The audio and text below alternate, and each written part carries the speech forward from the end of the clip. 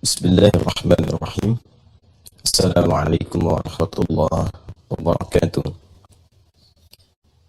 Alhamdulillahi wa kafa. Wassalatu wassalamu ala rasulillahil mustafa wa ala alihi wa sahbihi wa man wafa wa ba'd. Fa ya ahbaballahi wa ahbaba rasulihi sallallahu alaihi wasallam, usi nafsi wa iyyakum bitaqwallahi faqad fazal muttaqun fala tamutunna illa wa antum muslimun. Faqala ta'ala ya ayyuhalladzina amanu taqullaha haqqa tuqatih wa la tamutunna illa wa antum muslimun. Saudara-saudariku, berbahagia, bersyukur pada Allah Subhanahu wa taala. Alhamdulillah kita masih diberikan kesempatan untuk beraktivitas. Semoga seluruh aktivitas kita, baik yang telah berlalu, tengah kita kerjakan, ataupun yang kita rencanakan, seluruhnya diridhai oleh Allah Subhanahu wa ta'ala.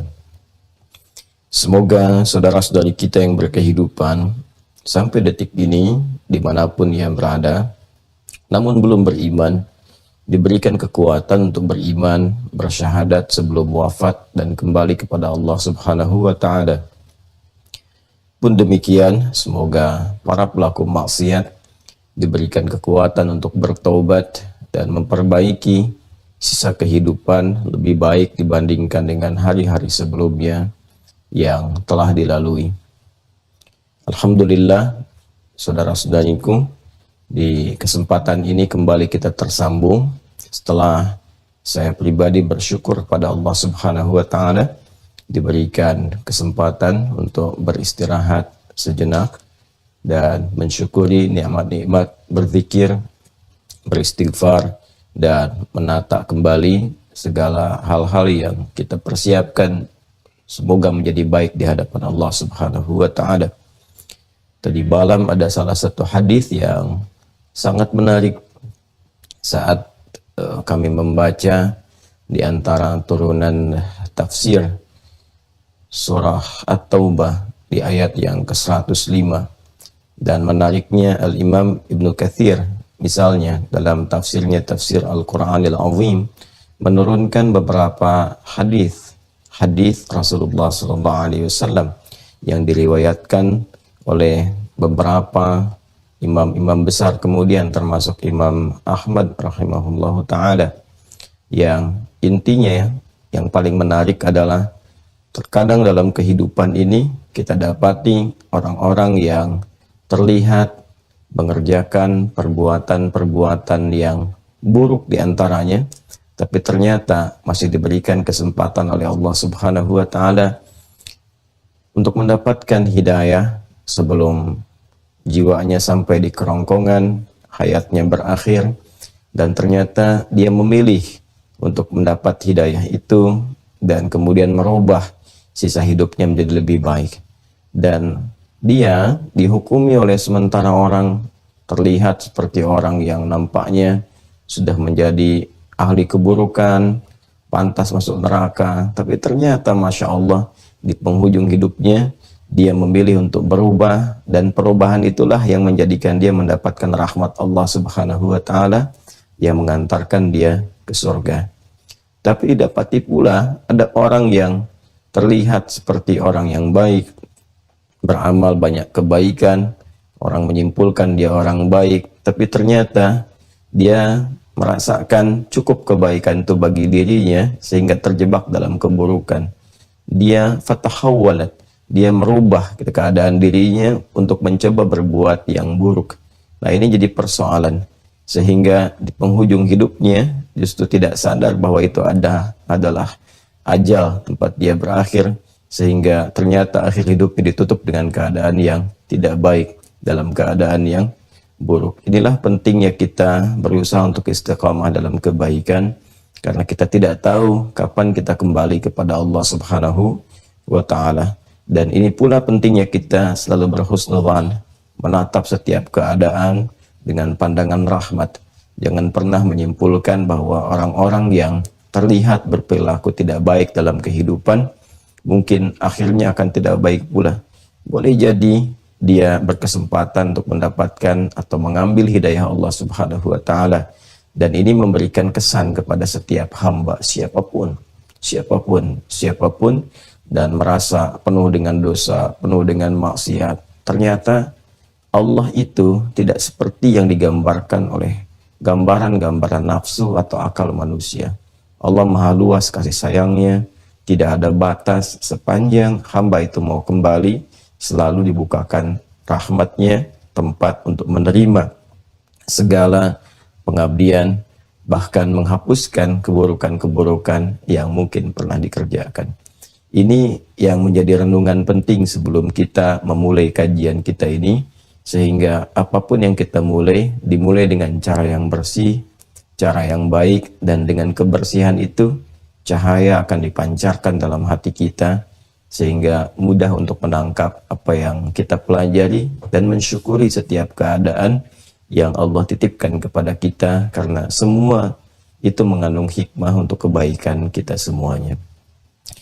Dari sini, mari kita memulai kembali apa yang akan kita pelajari berupa kurikulum Ramadan Nabi SAW. Saya ingin menyampaikan penyesuaian dalam penyampaian ini, karena ini masih dalam tahap recovery yang saya syukuri. Jadi saya akan coba sedikit-sedikit memberikan jeda, tapi ini juga barangkali keberkahan bagi Anda, karena akan menangkap penjelasan saya tidak secepat biasanya yang saya sampaikan. Jadi mungkin akan lebih enak dan terasa lebih nyaman terdengarnya, karena saya menyampaikan cukup pelan-pelan. Kadang mungkin diselingi dengan batuk, nggak apa-apa, itu berkah ya. Nah, itu contohnya. Baik, kita akan masuk kepada kurikulum Ramadan Nabi SAW. Setelah sebelumnya saya sempat merekam juga mengenai syarat-syarat, ketentuan-ketentuan yang membolehkan atau lebih tegasnya mewajibkan seseorang itu dapat berpuasa dan dianggap benar puasanya. Mohon itu dikondisikan di keluarga masing-masing, supaya setiap kita mengetahui siapa yang sudah wajib untuk menunaikan siam Ramadan di tahun ini. Dan kalau sudah mengetahui dirinya wajib puasa, maka bagaimana kewajiban itu menjadi benar ditunaikan, sah. Jadi dalam Islam itu bukan hanya perkara sudah wajib, tapi apakah kewajiban itu ditunaikan dengan benar atau tidak. Betul, sekarang wajib menunaikan sholat. Bukan sekedar sholat saja, benar nggak sholatnya? Karena nanti dalam wajib itu menggugurkan kewajiban ketika ditunaikan. Dalam benar itu yang nanti hadir 3 hal. Yang satu adalah keberkahan, ya. Saya ulang ya.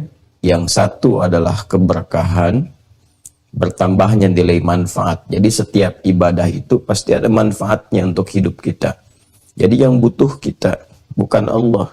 Allah itu berikan untuk kita perintah ibadah, karena itu menjadi kebutuhan kita yang mengantarkan kita untuk membuka segala jenis kebaikan-kebaikan dalam kehidupan. Saya sering contohkan paling gampang sholat, karena memang sholat kan tiap hari kita kerjakan. Ramadan nunggu setahun sekali, kan? Jadi selalu ada berkah. Berkah itu ziyadatul khair, bertambahnya nilai kebaikan. Ya, jadi kalau kita menunaikan ibadah, itu sudah jelas rumusnya pasti. Ya, pasti rumusnya. Itu selalu always, tidak pernah never. Selalu akan ada kebaikan-kebaikan yang bermanfaat untuk kita. Ziyadatul khair. Ya, kalau kemudian kita mau gali lebih dalam, ya kita akan temukan kenapa sholat tanha anil fahsya wal munkar. Ternyata sholat itu bisa mencegah perbuatan keji dan mungkar. Kemudian apalagi misalnya, ternyata sholat itu memberikan dampak ketenangan di dalam jiwa, gitu kan, dan seterusnya. Jadi ini ziyadatul khair, ada pertambahan nilai manfaat, ada kebaikannya.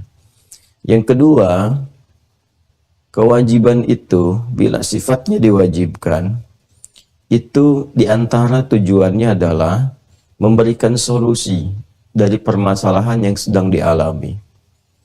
Nanti ibadah itu punya khasnya masing-masing. Ya, misalnya sholat ini, bahkan sholat itu setiap ragamnya itu bisa menjadi solusi dari persoalan tertentu. Nah, sholat pokok itu puncaknya. Jadi kalau sholat yang wajib, yang pokok, itu puncaknya bagi segala hal gitu. Karena itu kita curhat banyak hal dalam sholat. Dipaksa 5 kali itu, agar Allah bisa menuntaskan persoalan kita di setiap pergantian waktu dalam sehari. Subuh ke zuhur ke siang, dari pagi, dari subuh ke siang. Siapa yang tidak punya masalah? Setiap orang pasti punya persoalan. Datang kepada Allah untuk meminta solusi. Karena itu ketika akan sholat kan panggilannya jelas, wasta'inu bis-sabri was-salat. Kalau kamu punya masalah, ya sabar dulu, terima, lalu datang kepada Allah minta lewat sholat. Karena itu dalam sholat kita memohon kan, ya bahkan dalam duduk di antara 2 sujud kan diberikan kalimat umum, dalam sujud diberikan kebebasan, dalam suara hati kita bisa memohon. Nanti banyak hal seperti juga yang pernah saya ajarkan kemarin, baru sampai berdiri kan. Nah, jadi ada solusi. Nanti sholat duha untuk masalah spesifik tertentu, kemudian tahajud untuk masalah tertentu tuh. Karena itu penting belajar fikihnya dan mengerti hikmahnya supaya bisa menempatkan gitu kan, sholat apa yang dikerjakan untuk mengatasi persoalan-persoalan dimaksud. Dan sholat itu amalan takwa pertama. Dzalikal kitabu la raiba fi hudal lil muttaqin alladzina yu'minuna bil ghaib wa yuqimunas shalah. Amalan takwa pertama. Sedangkan fungsi takwa itu ketika disampaikan oleh Allah itu menjadi solusi dari berbagai persoalan. Quran surah ke-65 misalnya di akhir ayat kedua itu, wa may yattaqillaha yaj'al lahu makhraja. Wa may yattaqillaha, siapa yang mampu meningkatkan takwanya kepada Allah, yaj'al lahu makhraja, Allah akan menghadirkan solusi dari setiap persoalan yang mendera kehidupannya. Takwa itu ragamnya banyak.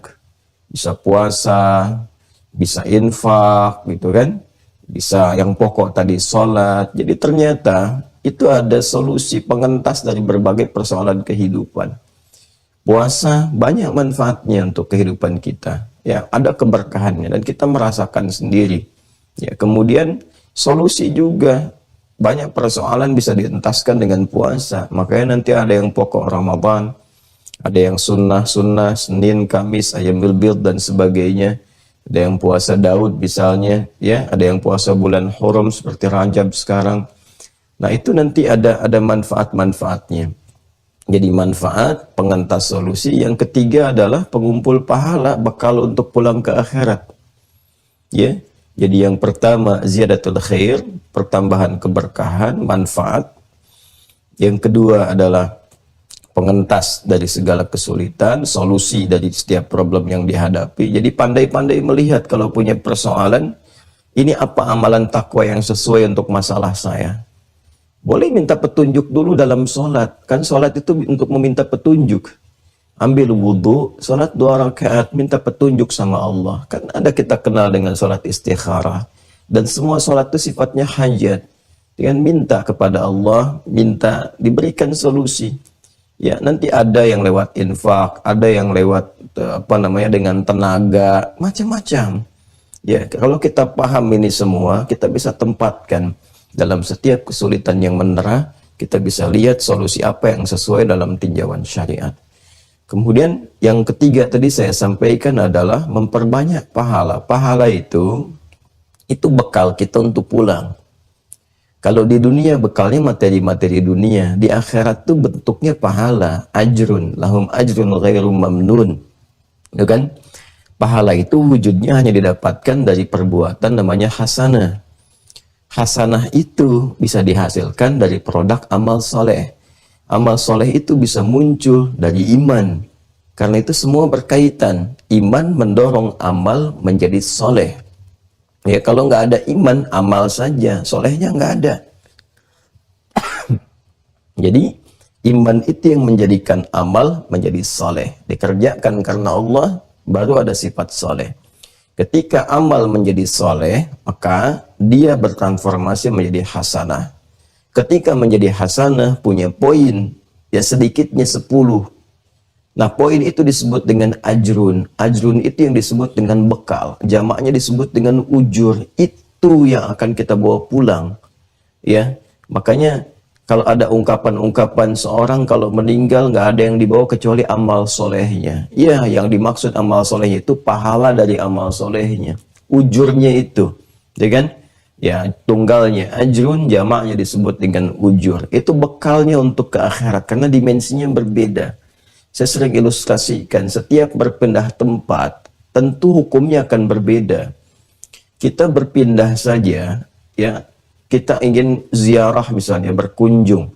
Ya, ziarah itu bahasa Arab, artinya berkunjung, tidak harus ke kuburan, gitu ya.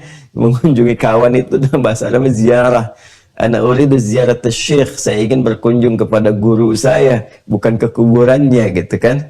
Nah, jadi kadang-kadang kalau dibawa ke dalam bahasa Indonesia misalnya, ya apa namanya, ada pemaknaan yang secara spesifik itu tidak sama, ya kan?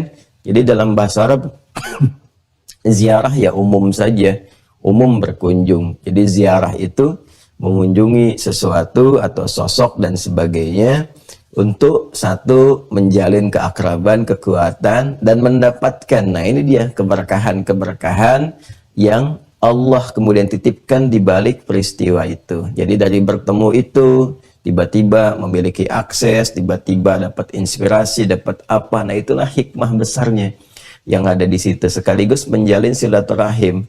Nah, kenapa kemudian ke kuburan juga disematkan kata ziarah? Karena ternyata hikmah terbesar dalam kehidupan itu ada dengan mengingat kematian. Ya, dengan mengingat kematian itu kita menyadari tentang inti kehidupan kita, tentang tujuan hidup kita itu mau kemana, kita belajar. Karena itulah kemudian ditekankan kalimat kunjungan ke kuburan itu dengan kata ziarah untuk memberikan kesan bahwa di balik itu ada sesuatu yang penting untuk kita sadari tentang inti kehidupan, yang belajar bahwa kita pun esok hari akan seperti itu, akan pulang, akan meninggal. Bekalnya apa? Nah, baliklah ke konsepsi tadi.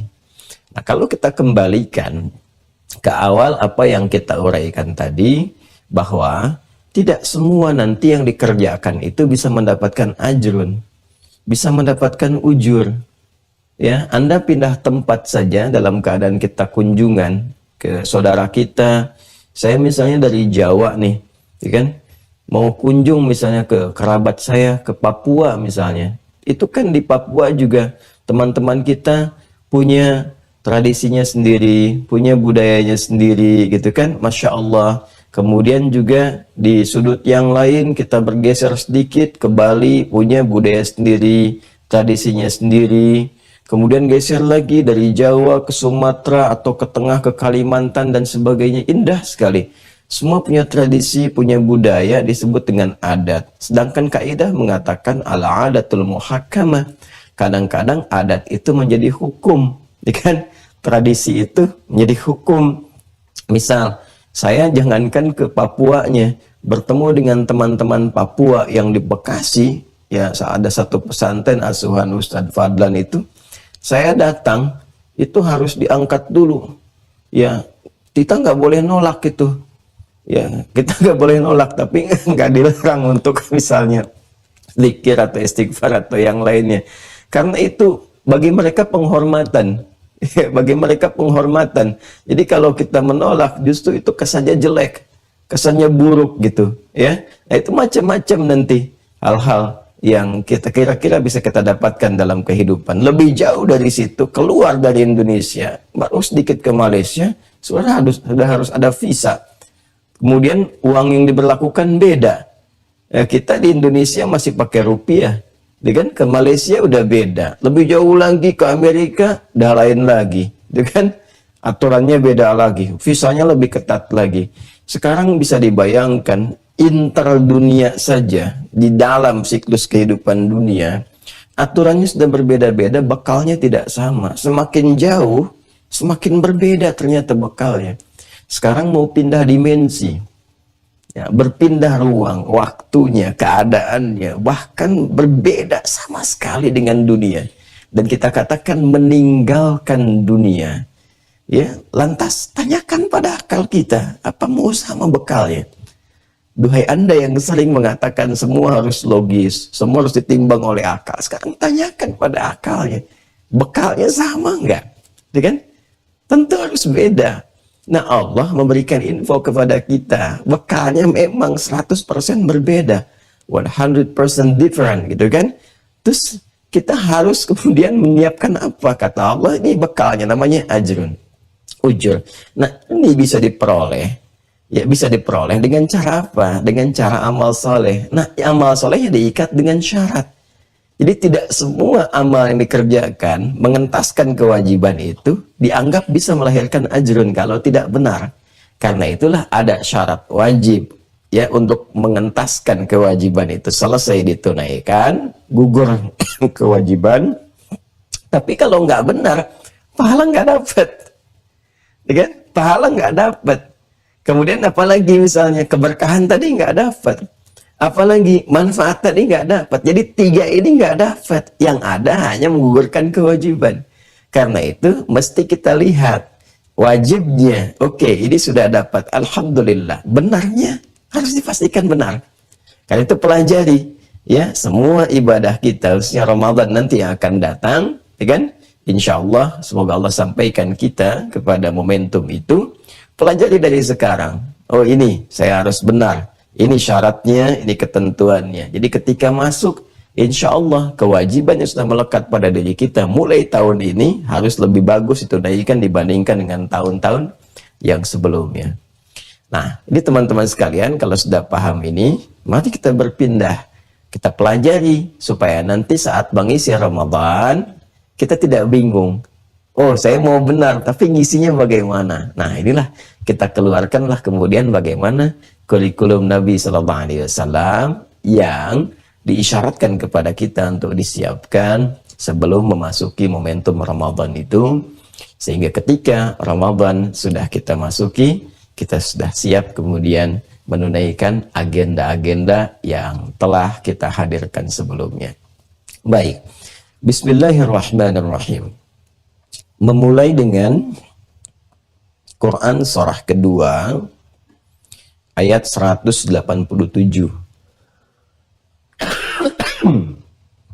Alhamdulillah. Saya sudah minta izin di awal ya untuk diselingi dengan batuk. Jadi tidak perlu kaget lagi. Baik. Dan tidak perlu terlalu melo ya. Kalau Ustadz begini tidak, udah saya sudah mengajar sekarang. Cukup konsentrasi pada pengajaran saja. Ya. Ayo yang di kolom-kolom chat fokus saja dengar apa yang saya sampaikan supaya bisa lebih baik untuk bisa menyimak. Baik. Perhatikan langsung saja ke tengahnya ya. Kalau mau baca dari awal, a'udzubillahi minasyaitonirrajim. Bismillahirrahmanirrahim. Uhilla lakum lailatas siyami rafathu ila nisaikum ya. Hunna libasul lakum wa antum libasul lahunna. Terus sampai nanti Anda temukan kalimat thumma atimmus siyama ilal lail. Ada? Thumma atimmus siyama ilal lail ke penghujung. Ya. Wa kulu washrabu hatta yatabayyana lakumul khaytul abyadu minal khaytil aswadi minal fajr thumma atimmus siyama ilal lail. Ada kalimatnya? Baik. Nah, Allah Subhanahu wa taala berfirman, saya highlight saja langsung untuk menghemat waktu, kan? Kemudian sempurnakanlah ibadah siam itu dengan menunaikan, kan? Ibadah malamnya. Nah, di sini nanti teman-teman sekalian ada dua tafsir. Ya, pada kalimat tsumma atimmus siyama ilal lail itu. Yang pertama yang dimaksudkan adalah ibadah puasa dari fajar sampai dengan muqaddimatul lail. Jadi maksud kalimat ilal lail ini ila muqaddimatil lail. Sempurnakan ibadah siam yang dimulai dari fajar ini ya, jangan sampai batal dengan mengerjakan yang membatalkan atau rusak karena mengerjakan yang merusak. Nanti kita pelajari apa yang membatalkan, apa yang merusak. Biasanya tidak sedikit ada yang terjebak pada yang merusak ya, pada yang membatalkan dia tahu ini minum misalnya membatalkan, makan membatalkan, berhubungan seksual membatalkan. Dia tahu itu. Tapi ada juga sementara kalangan yang belum mengetahui pada yang merusak dan dampaknya besar. Ya, magnitudenya itu menggoyang amalnya itu tinggi. Bahkan kalau semakin kencang kan gempanya bisa menghancurkan. Ya, itu yang berbahaya. Ya. Nah, pada yang merusak ini yang penting kita garis bawahi ya untuk dipelajari sehingga bisa ditinggalkan. Sempurnakan ibadah puasa itu dengan menyempurnakan amalan, diisi amalnya, jauhkan dari yang merusak, jauhkan yang membatalkan, ilal lail, yakni ila muqaddimatil lail. Ya, Nabi langsung mempraktekkan lail itu nanti dimulainya dari isya. Ya, muqaddimahnya dari maghrib. Jadi ila isni pengantar kepada muqaddimatul lail, kepada mula malam, untuk mula mengantarkan kepada malam. Itu yang dimaksud maghrib. Dari mana taunya itu? Dari praktek Nabi. Ya, karena nggak pernah tercatat dalam sejarah Nabi buka puasanya isya. Karena itu saya sering katakan jangan terlampau soleh. Kan ukuran kesolehan itu puncaknya ada pada pribadi Rasulullah SAW. Nabi sering katakan saya orang paling takwa, kata Nabi, di antara kalian. Jadi mulai fajar berhenti saat maghrib. Ini penting saya sampaikan ya, karena nanti ada kalangan kelompok tertentu itu buka puasanya isya.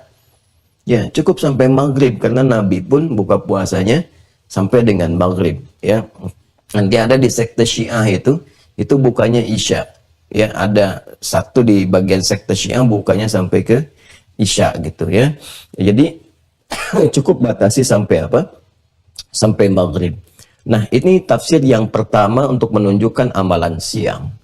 Nah, tafsir yang kedua adalah tsumma atimmus siyam ilal lail. Ini menunjukkan isyarat paket ibadah puasa yang ternyata bukan hanya puasanya di siang hari dilakukan, tapi ada paket ibadah malam juga yang harus disempurnakan. Nah, memang kalau malamnya ini nggak dikerjakan ibadahnya, puasanya nggak batal. Cuman nggak sempurna Ramadannya. Ingat ya, nggak sempurna apa? Ramadannya. Kenapa? Karena redaksi ayatnya mengatakan tsumma atimmus siyam, kemudian sempurnakan. Ya, kemudian apa? Sempurnakan. Jadi kalaupun kemudian kita puasa fajar mulai hari pertama dari mulai subuh sampai dengan apa? Maghrib. Puasa nih, tapi malamnya nggak menunaikan ibadahnya. Ya, ada ibadah-ibadah pokok di malam hari yang ditujukan oleh Allah untuk menyempurnakan Ramadan itu, dan itu memberikan kekuatan untuk ibadah siangnya. Lalu nggak dikerjakan, puasanya nggak batal, cuman Ramadannya nggak sempurna. Jelas ya? Ramadannya tidak sempurna. Jadi secara singkatnya, ternyata Ramadan itu satu paket ibadahnya. Paket siang, paket malam. Karena itu, karunia-Nya pun satu paket. Rahmatnya satu paket. Maghfirahnya satu paket. Siang dan malam. Dan nanti, nafas hadisnya pun, redaksinya, itu satu paket. Jadi nanti ada man shoma Ramadhan, ada man qama Ramadhan. Dan ada yang siang, ada yang malam. Nah, ini pembuka awal yang ingin saya sampaikan, bahwa amalan Ramadan itu jangan hanya dioptimalkan untuk mengisi siang harinya saja atau memburu malam harinya saja. Ternyata siang malamnya pun 24 jam secara penuh itu terdapat kemuliaan di dalamnya. Bismillah. Ya, jadi amalan Ramadan itu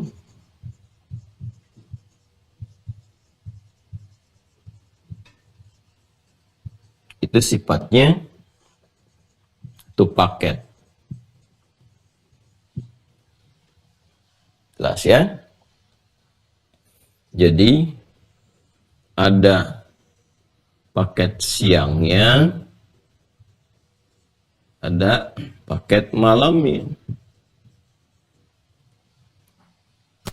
Jelas ya? Ada yang dilakukan di siang harinya, ada yang dilakukan di malam harinya. Amalan yang siang itu nanti akan memberikan juga support, kekuatan ya kepada roh kita untuk menyiapkan di amalan malam. Jadi kalau orang bagus amal siangnya, malamnya pasti semangat. Sebaliknya, amalan malam itu juga akan mensupport amalan siang. Jadi saling menyempurnakan. Orang yang bagus amalan malamnya, itu cenderung akan bagus amalan siangnya. Kalau tidak percaya silahkan nanti cek saat Ramadan itu. Kalau malamnya kita semangat, pasti siangnya bagus puasanya. Kalau siangnya bagus, malamnya pasti semangat lagi. Ya ini akan beriringan. Kalau salah satu tidak seimbang, pasti akan berpengaruh kepada yang lainnya. Nah, sekarang pertanyaannya, apa paket amalan di siang itu? Apa paket amalan di malam hari itu? Nah, ini yang coba kemudian kita lacak dari perjalanan praktek Nabi SAW yang kita harapkan dalam pertemuan ini itu menjadi kurikulum kita, menjadi agenda kita yang berdasarkan pada tuntunan Nabi, ya kan? Kurikulum Nabawi terkait dengan Ramadan, atau kita katakan kurikulum Ramadan Nabi. Jelas ya? Nah, maksud saya, kalau kita bisa keluarkan sekarang ini, ya sebelum Ramadannya tiba, nanti saat Ramadan tidak bingung. Kita tahu nanti siang apa yang kita lakukan, malam apa yang kita kerjakan. Jelas ya? Baik. Yuk kita pelan-pelan kemudian turunkan. Secara umumnya, ini kan dibagi dua. Siang dengan malam. Yuk kita ambil yang dasarnya dulu ya. Ini belum masuk kurikulum ya.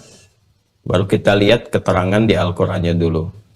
Untuk siang, tambah juga dengan tafsir hadisnya dulu ya. Kalau siang kan matahari terang ya. Nah kadang-kadang saking terangnya, kadang kalau kita tulis apa kurang tampak. Jadi ganti spidol. Bismillah. Siang jelas, ini yang dimulai dengan puasa siamnya. Nah, siamnya ada di siang hari. Ya. Kan? Siang, siam. Ini kan? Ya, siang, siam. Jadi siamnya ada di siang. Siangnya inilah kemudian kita menunaikan ibadah siam. Waktunya nanti dari mulai fajar sampai dengan maghrib.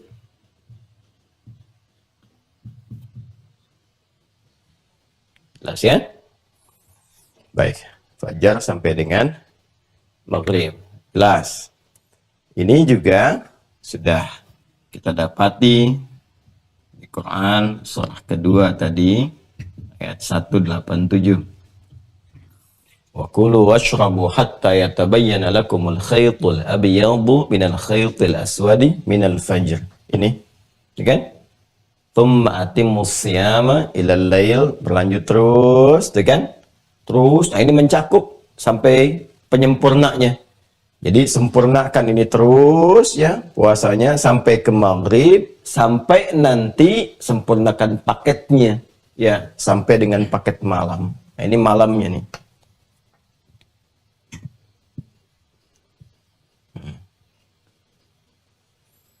Ingat, disepakati dulu ya, awas yang dimaksud siang gitu lawan dari malam. Ya, bukan siangnya yang dikatakan siang duhur, bukan. Jadi puasanya dimulainya duhur Ustaz, bukan. Yang dimaksudkan di sini adalah membagi dua waktu siang dan malam. Ya kan? Yang bukan malam itu dimulai fajar sampai dengan maghrib. Ini maksudnya, ya. Jika disebutkan malamnya, berarti nah ini dari ba'da maghrib itu, ya. Ba'da maghrib berarti kan sudah masuk isya. Saya bicara paket ibadah ya. Ya. Sampai menjelang fajar disebut namanya sahar. Isya sampai ke sahar. Ya. Isya sampai ke sahar. Nanti amalan di waktu sahar disebut dengan sahur namanya. Jelas ya? Sahar itu waktu singkat menjelang fajar. Saya ulang. Sahar waktu singkat menjelang fajar. Ada contoh di Al-Quran misalnya tentang sahar dalam bentuk jamak. Ya, di Quran surah ke-51 ayat 18. Ya. Dalam bentuk jamak ashar. Wabil ashari hum yastaghfirun. Ada calon penghuni surga yang punya kebiasaan di bumi rajin istighfar di waktu sahar sebelum fajar tiba. Habis tahajud dia rajin istighfar. Nah, ini waktu sahar. Jadi ada paket amalan yang dilakukan di siang hari, ini siamnya.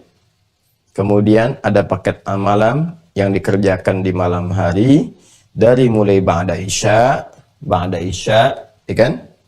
Sampai dengan waktu sahar. Ini yang disebut oleh Nabi sallallahu alaihi wasallam dengan qiyam. Yang ini paket siam, yang ini paket qiyam.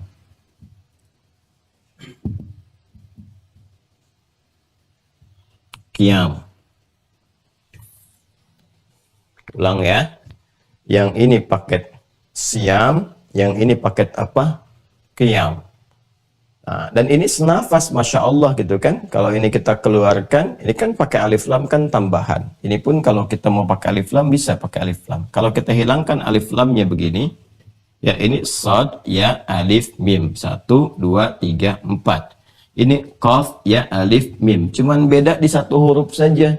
Yang ini sad, yang ini qaf.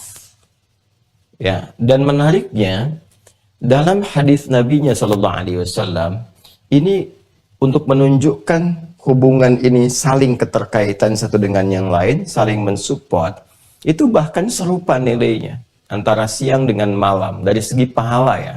Dari segi pahala, saya bukan bicara dari segi hukum fikih terkait penunaian ibadah puasanya.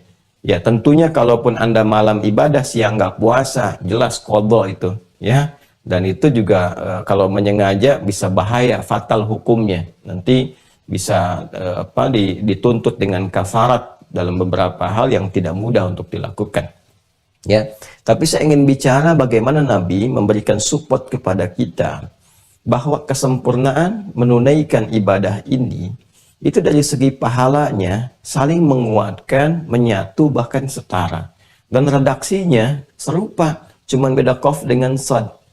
Di sini man shama ramadhana imanan wa ihtisaban ghufira lahu ma taqaddama min dhanbi. Pakai sad. Di sini pakai qaf. Man qama ramadhana imanan wa ihtisaban ghufira lahu ma taqaddama min dhanbi. Ini yang menunjukkan bahwa siang dan malam itu penting. Jadi jangan sampai abai. Ya, karena ini berbahaya kalau tertinggal, peluangnya menunggu lagi setahun. Menunggu lagi setahun. Siapa yang mampu mengoptimalkan ibadah siang dengan menunaikan siam secara benar, ya, dengan dasar iman, lalu dia menunaikan dengan ikhlas karena Allah, sungguh-sungguh berusaha introspeksi diri, itu Nabi katakan ghufira lahu ma taqaddama min dzambi, berpotensi mendapatkan ampunan dari semua dosa yang dia kerjakan sampai detik dia puasa itu. Itu mahal sekali. Ya, kan ampunan Allah itu yang paling diharapkan. Yang paling diharapkan dari segalanya, ya. Bahkan seluruh hamba itu ingin menukar dengan apapun demi mengharapkan ampunan Allah Subhanahu wa ta'ala. Betapa banyak orang-orang datang kepada orang soleh, kepada ulama, kalau di era Nabi kepada Rasulullah untuk didoakan supaya diampuni Allah. Betapa banyak orang diharapkan mendoakan bagi ya keluarga yang telah meninggal duluan supaya diampuni dosanya, dan itu kan harapan yang tinggi. Bahkan sekaya-kayanya, setinggi-tingginya jabatan, tetap ketika meninggal keluarganya berharap tolong doakan supaya diampuni. Itu semoga diampuni. Karena itu yang paling mahal. Ya, kalau sudah tahu itu paling penting dibawa sampai meninggal, kenapa nggak dicari saat hidup? Awas ya. Kalau Anda tahu ampunan itu penting, dibawa sampai wafat, kenapa tidak dicari saat hidup? Ayo buat status tuh ya untuk hari ini. Ini ya, teman-teman sekalian, ini mahal sekali. Mahal sekali. Nah, malamnya itu senafas. Kan ada orang yang boleh jadi siangnya terampuni, tapi saat buka bikin kesalahan. Mengeluh tentang makanan buka, ya, mengeluh tentang orang jualan misalnya, dibicarakan saat buka, keluar sesuatu yang tidak pantas dibicarakan, misalnya ada gibahnya dan sebagainya. Itu bisa ditutup dengan amalan malam. Man qama ramadhana imanan wa ihtisaban ghufira lahu ma taqaddama min dhanbi. Siapa yang mampu menunaikan ibadah qiyam di malam Ramadan itu, ya kan? Ditunaikan dengan penuh keimanan, dia ikhlas, kemudian sungguh-sungguh, ada introspeksinya di dalamnya, maka apa yang terjadi? Dia pun berpeluang mendapatkan apa yang sama dia dapati saat siang, yaitu ampunan dari segala dosa yang pernah ia lakukan. Ini. Jadi kalau ini benar dilakukan, bersih siang malam keadaan diri kita itu. Makanya kalaupun kemudian di satu titik itu kita wafat dalam keadaan bersih, itu Masya Allah gitu, pulangnya husnul khatimah. Pulangnya husnul khatimah. Kalau hidup, hidupnya bersih. Maka kalau hidupnya, hatinya sudah bersih, maka pikirannya bersih, perilakunya bersih. Maka Ramadan akan memberikan satu perubahan, membuka gerbang kehidupan yang baru dengan lembaran-lembaran hati yang sudah bersih, yang siap dituliskan kembali. Kalau sudah bersih, apa yang mau dituliskan di situ? Ya, kembali kepada kita. Nah, kalau hatinya bersih juga, yang dituliskan pasti yang bersih-bersih. Itulah kemudian kita menata kembali ya kitab yang akan diberikan kepada kita di hari kiamat itu. Iqra kitabak kafa binafsikal yauma 'alaika hasiba. Itu kan, baca kitabmu. Nah, itu hasil kreasi sendiri saat di dunia. Karena itu sebelum pulang kita siapkan, edit dulu suara-suara yang nggak bagus, didubbing dulu, ya kan? Perilaku-perilaku yang nggak baik diedit, perbaiki, sehingga nanti saat pulang ya gambar yang ditampilkan baik untuk dilihat. Ya, kitab yang ditunjukkan enak untuk dibaca. Jangan sampai kita merasa sebelum dibaca sudah ketakutan karena tahu bahwa isinya buruk semua. Karena itulah kemudian disimpan di belakang punggungnya. Seperti ini kan. Ya, di belakang punggung kan, kalau itu kan ilustrasi yang sangat indah sekali kalau digambarkan dalam kehidupan kita. Kalau orang nggak mau tahu, Anda sembunyikan di belakang kan, seperti ini, ya kan? Ya kan? Nah, itu Allah sudah langsung berikan tanda. Orang-orang yang dalam kehidupannya itu buruk, dia langsung diberikan di belakang punggungnya, karena memang secara fitnah nggak mau tunjukkan. Tapi keluar di lisannya kalimat, celaka, celaka, celaka. Yang lain happy, kita pegang tangan kanan kan, insya Allah. Bahkan ada yang langsung menuju kepada nilai-nilai kebaikan. Nah, ini ternyata ini pengantar yang sangat indah gitu. Nah, kita harus keluarkan dalam siam itu ada apa yang harus dilakukan, dalam qiyam itu ya, dalam malam saat qiyam itu seperti apa amalan-amalan yang mengiringinya. Ini yang coba kita keluarkan menjadi kurikulum itu. Nah, ya, kalau siam dengan qiyam kita sudah tahu, tinggal kita pelajari bagaimana cara qiyamnya, cara siamnya. Cuma mengisi ini di dua waktu ini apa saja yang diisyaratkan oleh Nabi Shallallahu Alaihi Wasallam kepada kita seluruhnya. Apa yang sering Nabi lakukan, itu kan? Ini coba kita keluarkan. 1, 2, 3, 4, 5 yang pokok. Pelan-pelan ya. Teman-teman yang sudah terhubung dengan Mira dan Anda mendapati buku makna ayat puasa, ini sudah saya tuliskan juga di sini ya. Coba dicek ya di halaman pembuka itu untuk menyesuaikan. Kalau tidak ada ini, nanti saya coba minta koreksi karena harusnya ada. Sudah saya siapkan sebelum teman-teman juga mendapati itu. Ya. Jadi kalau kita, nah ini ya, sudah Anda dapati di halaman ke-15 ya. Halaman ke-15 sudah. Itu ada 1, kemudian halaman ke-16, 2 dan 3, kemudian halaman ke-17-nya 4 dan 5. Ada? Tuh, sudah ya? Betul kan 5 ya?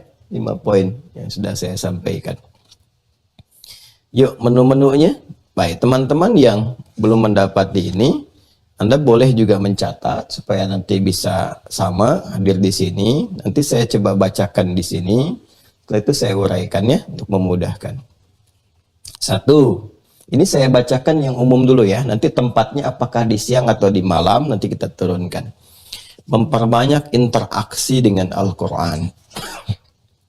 Memperbanyak interaksi dengan Al-Quran. 1. Baik, nanti kita turunkan detailnya seperti apa sih memperbanyak interaksi dengan Al-Quran itu ya. Kedua, menggiatkan sedekah. Menggiatkan sedekah. Dalam kurung infak ya. Dalam kurung infak. Ya, kurung tutup supaya nggak lepas. Baik, menggiatkan sedekah dalam kurung apa? Infak ya. Ini sudah saya jelaskan di sini, tapi di sini saya tidak berikan keterangan infak karena nanti begini. Kalau sedekah ya, itu kan bahasa Indonesia ya. Bahasa Arabnya kan sedekah. Sedekah itu nama umum bagi seluruh amal soleh. Setiap kebaikan yang dilakukan itu namanya sedekah. Ya.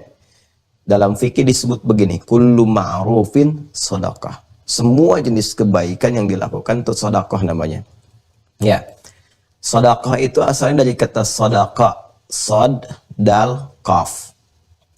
Menunjuk pada sesuatu yang benar atau membuktikan kebenaran. Saya ulang ya.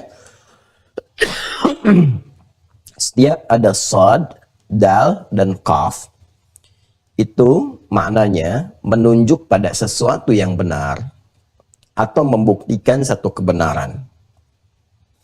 Kenapa sedekah disebut dengan sedekah? Atau kenapa amal yang baik itu disebut dengan sedekah? Karena amalan itu membuktikan kebenaran iman yang ada dalam diri kita. Kan pembuktian iman itu kan lewat amal. Masih ingat waktu belajar akidah? Ya kan? Al-imanu, al-islamu, iman wa amal. Ya kan? Iman itu pembuktiannya lewat amal. Islam itu sinerginya adalah iman dan apa? Amal. Illal ladzina amanu wa amilus shalihat. Ketika seseorang beramal, berarti dia membuktikan kebenaran imannya. Dia yakin dengan imannya. Karena itu dia buktikan. Ya, wujudnya apa? Sholat misalnya. Nggak mungkin ada orang mau sholat kalau nggak beriman. Ya kan? Puasa Ramadan kita kerjakan karena apa? Panggilan iman. Karena itu dipanggilnya dengan imannya. Ya ayyuhalladzina amanu. Ya kan? Zakat kita keluarkan. Kenapa? Karena ada perintah dari iman. Lewat iman itu minta dibuktikan. Karena itu semua amalan ini, itu nama umumnya disebut sedekah namanya. Zakat pun disebut sedekah dalam Al-Quran. Ya, ketika dikeluarkan, diambil khudh min amwalihim sedekah. Ya, tutahhiruhum wa tuzakkihim biha. Ketika dikeluarkan pun disebut sedekah. Malah bentuknya dari jamak. Quran surah 9 itu kan, ayat ke-60. Innamas sadaqatu lil fuqara. Ya, itu dijamakkan untuk memberikan kesan kalau harta itu dikeluarkan, manfaatnya bisa banyak. Ya, nah ini kenapa disebut dengan sedekah? Sekali lagi untuk memberikan kesan bahwa semua amal itu hakikatnya pembuktian kebenaran iman yang dipeluk, yang dimiliki. Jelas sampai sini?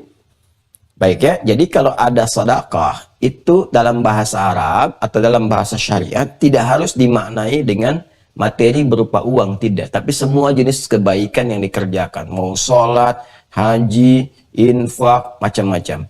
Ya. Tapi kalau di sini yang dimaksudkan menggiatkan sedekah, ya kan? Sedekah sifatnya yang dimaksud infak. Infak itu pemberian yang berwujud materi. Aja? Saya ulang ya. Pemberian yang berwujud apa? Materi. Baik. Nanti saya detilkan. Kan ini baru umum, ya kan? Satu, memperbanyak interaksi dengan Al-Quran. Yang kedua, menggiatkan sedekah dalam kurung infak atau pemberian berwujud materi. Nanti kita jelaskan. Yang ketiga, nah ini, banyak menebar kebaikan secara umum. Kalau yang tadi spesifik nanti infak, kalau yang ini banyak menebar kebaikan secara umum. Sudah? Keempat, memperbanyak doa. Dan nanti ada rahasia yang ingin saya bagi. Ya, ini di antara kita saja ya. Tapi di live kan supaya orang lain tahu juga. Baik. Memperbanyak doa, nanti ada rahasia. Dan ini mahal sekali. Dan Allah hanya berikan bagi orang puasa. Ya, baik puasa sunnah, apalagi puasa wajib. Saya katakan baik puasa sunnah, apalagi puasa wajib. Oh, yang pada puasa ya hari ini hari Senin, manfaatkan betul tuh. Ya, untuk berdoa. Terutama nanti di satu waktu tuh. Yang itu seharusnya ketentuannya dalam hadis sahih tadi dikatakan sulit untuk ditolak. Ya, jadi seharusnya terjawab kalau memang yang diminta itu bermaslahat untuk kita saat ini, ya kan? Ya, atau setidaknya nanti kalaupun nggak maslahat untuk kita di dunia, oleh Allah akan pasti diberikan saat di akhirat. Ya, atau pada saat yang kita mendapatinya dengan maslahat dengan baik. Yang kelima, bertakarrub kepada Allah, mendekatkan diri kepada Allah Subhanahu wa taala. Banyak mendekatkan diri kepada Allah. Nanti turunannya banyak, ya. Baiknya kita ulang ya. Satu, banyak berinteraksi dengan Al-Quran. Yang kedua, menggiatkan sedekah atau infak. Sudah? Yang keempat, banyak berbuat baik secara umum. Ya, jadi kalau mau dibedakan, yang ketiga ya, mau dibedakan 2 dengan 3, kalau 2 sedekah, kalau 3 sodakoh. Kan? Kemudian yang keempat, memperbanyak doa. Dan yang kelima, mendekatkan diri kepada Allah atau bertakarrub, meningkatkan takarrub kepada Allah Subhanahu wa taala. Baik. Sudah ya? Maksud saya tunjukkan supaya dibaca, ada triggernya jadi bisa dibaca. Ya, teman-teman yang terhubung di YouTube juga saya kira silahkan dicek, mungkin masih ada di UAS Store untuk Anda, ada kuota untuk bisa dapati. Baik ya. Dan itu nanti ada catatan penuntut ilmu juga yang terhubung nanti supaya untuk bisa mengaktifkan akun Mira ya, manfaatnya untuk Anda juga di situ. Baik, kembali. Yuk kita mulai dengan bagian pertama. Kurikulum pertama yang diisyaratkan dari Nabi SAW itu banyak interaksi dengan Al-Quran.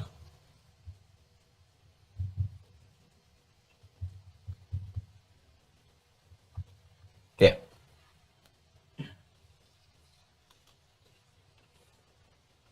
Ini jelas hadisnya sangat populer sekali dari Ibnu Abbas radhiyallahu taala anhuma.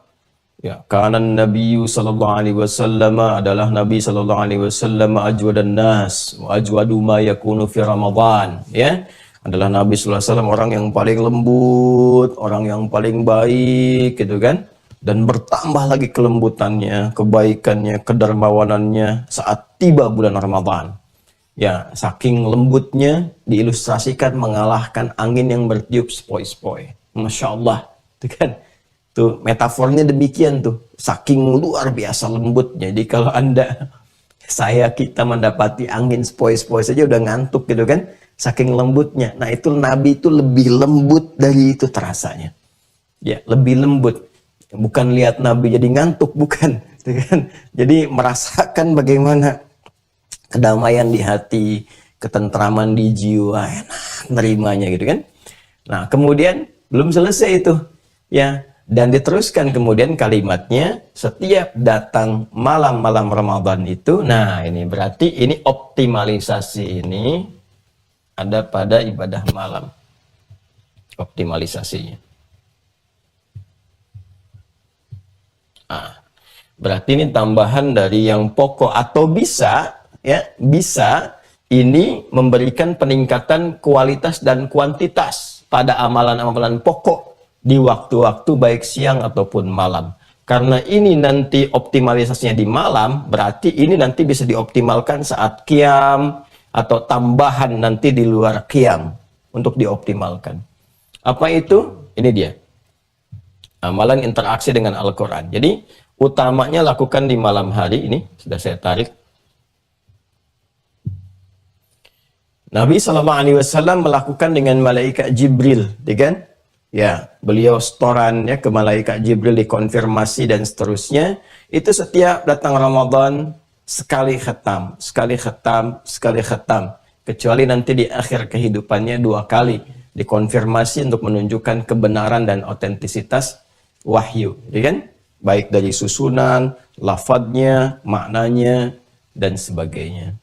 Nah, teman-teman sekalian, ini menjadi isyarat kepada kita bahwa interaksi dengan Al-Quran di hari-hari Ramadan, di bulan Ramadan itu menjadi bagian tak terpisahkan. Bahkan di episode yang lalu, saya pernah sampaikan bahwa Ramadan itu bahkan disebut sendiri ya oleh para ulama itu dengan bulannya Al-Quran, mengambil isyarat dari Al-Quran surah kedua ayat 185.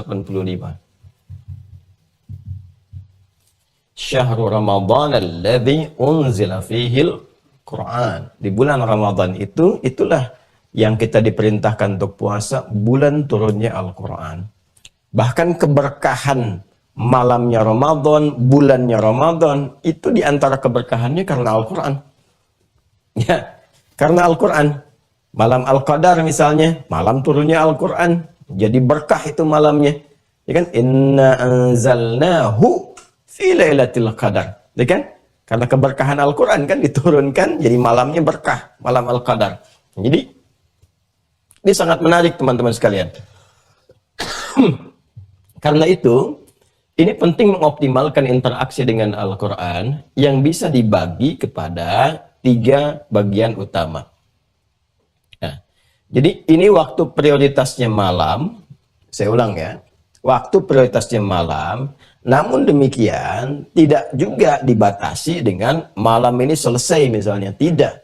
Siang pun, kalau kita kan, memiliki keluangannya, ya kelapangannya, bisa kita bagi dengan aktivitas pekerjaan yang kita kerjakan di siang hari, optimalkan juga, miliki agenda ini.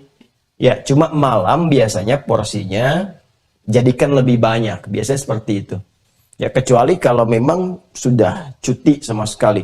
Ya, ada orang-orang tertentu yang pokoknya kerja, ngambil cutinya Ramadan.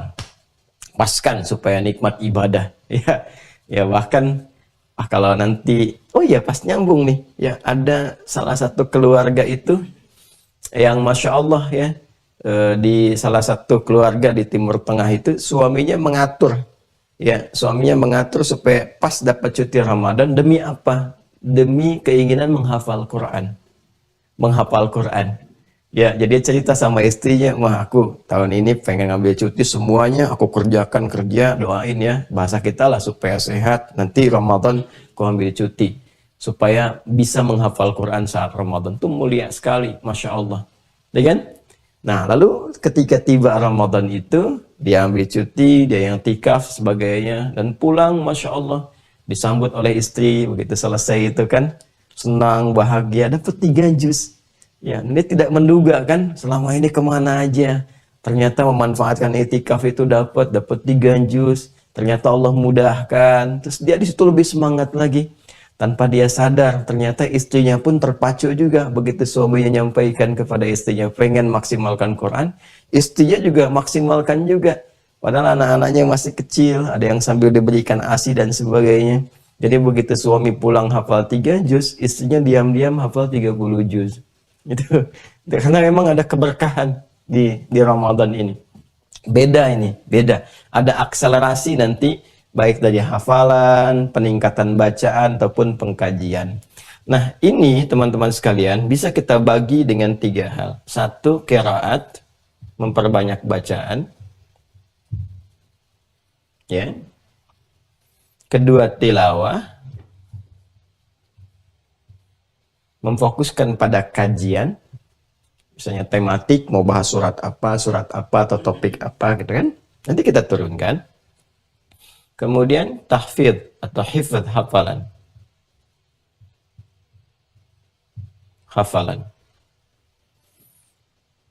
Ini qiraat, bacaan. Ya, jadi nanti di antara ahli Quran yang menjadikan momentum Ramadan untuk memperbanyak interaksi dengan Al-Quran, itu ada, boleh jadi yang memilih untuk memperbanyak bacaan. Masya Allah. Saya sering amati, biasanya banyak dari alhamdulillah tuh kalangan ibu-ibu muslimah ya, itu bagus sekali tuh.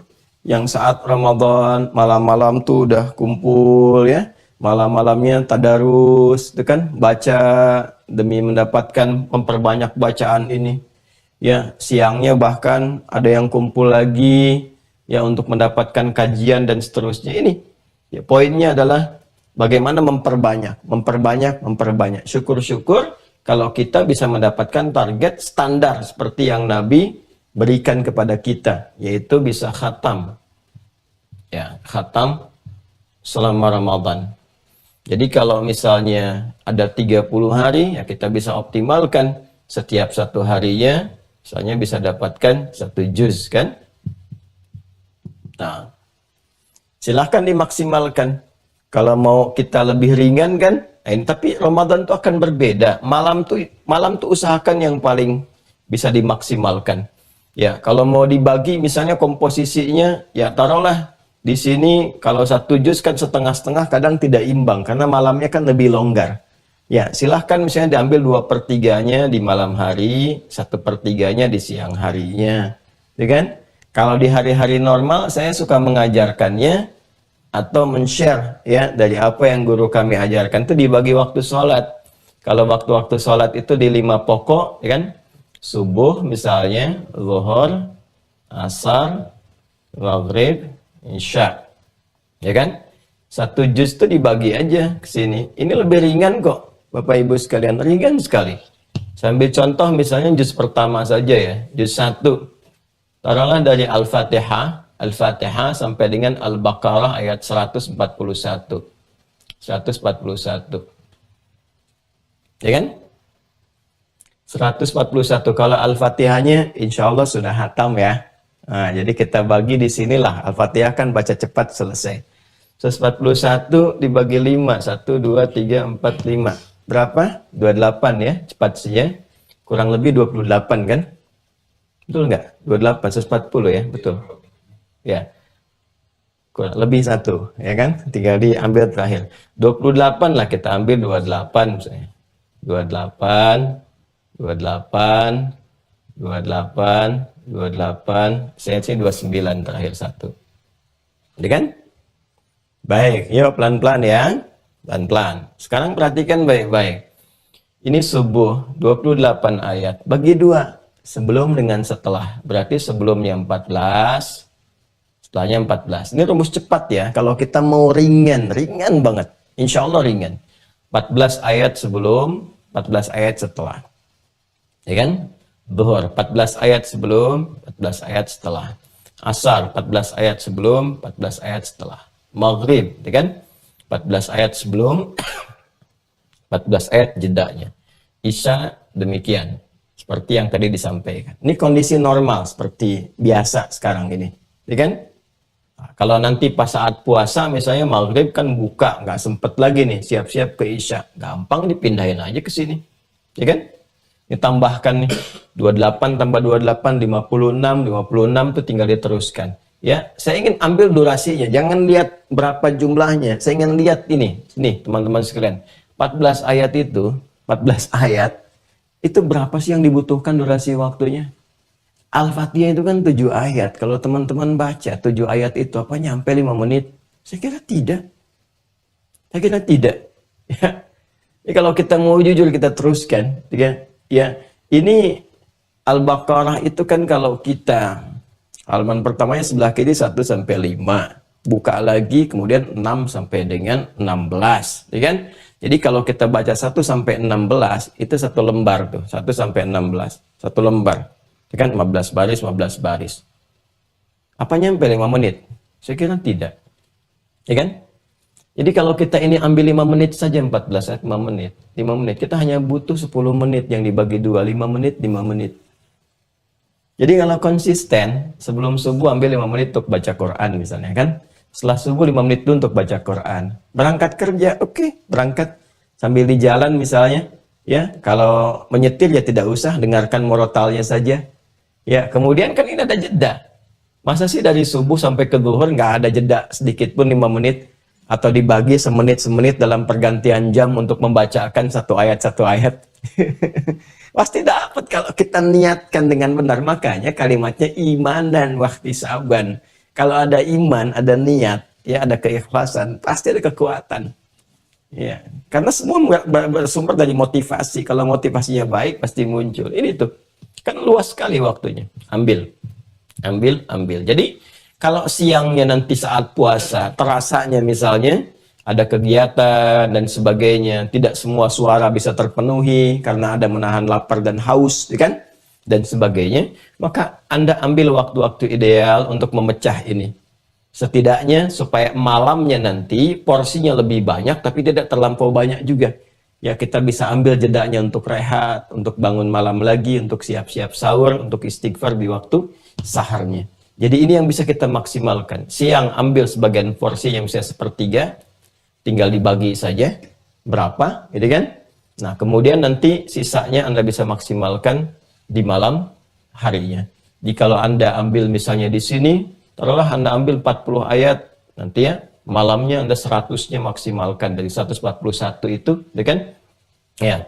Jadi ini ambil 41, malamnya 100-nya. Atau silahkan formulasikan yang sekiranya ambil sebagian siang, malamnya bisa dioptimalkan. Seperti ya Anda nyamannya bisa menunaikan itu. Ya. Baik, ini gambarannya qiraat. Nah, kalau sudah terbiasa baca, naikkan lagi, ya. 2 kali hatam, 3 kali hatam, 4 kali hatam. Tujuannya apa? Untuk melatih kedekatan kita dengan Al-Quran. Jadi membaca itu kan pintu pembuka yang mengantarkan kita pada ketertarikan untuk memahami satu isi. Nggak mungkin orang baca kalau nggak pengen tahu isinya. Kan normalnya begitu. Ya, Anda untuk apa baca buku saya misalnya? Untuk tahu isinya. Kalau nggak pengen tahu isi, ngapain dibaca? Ya, itu kan normal. Cuman kan Al-Quran mukjizat. Ya, ini menarik tuh. Al-Quran itu satu-satunya. Ini kalau bukan firman Allah, nggak mungkin begini. Siapa yang menggerakkan kita untuk baca? Sekarang coba tanyakan. Apakah semua orang yang baca Quran sekarang tahu isinya? Itu satu.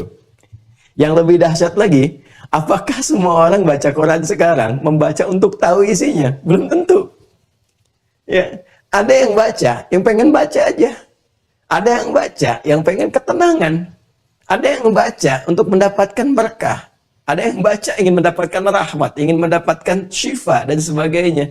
Ya, ini menunjukkan bahwa Al-Quran itu bukan kitab biasa, itu firman Allah. Ini buktinya. Ya, karena kalau buatan manusia normalnya dibaca itu supaya pengen tahu. Jadi kalau ada kitab yang disucikan, yang orang bacanya cuma sekedar pengen tahu, berarti itu kitab biasa. Ya, tapi Al-Quran lain. Coba silakan cek, apakah ada orang-orang yang bahkan sampai ke level hafal pun belum tentu tahu isinya, tahu maknanya, kan? Dia bisa mengulang lafadznya, tapi belum tentu tahu isinya. Ya, kenapa? Karena dalam interaksi dengan Al-Quran, nih Allah membagi pada 3 bagian untuk mendapatkan bagian keberkahan. Dan dari setiap level, setiap stepnya, itu punya manfaatnya sendiri.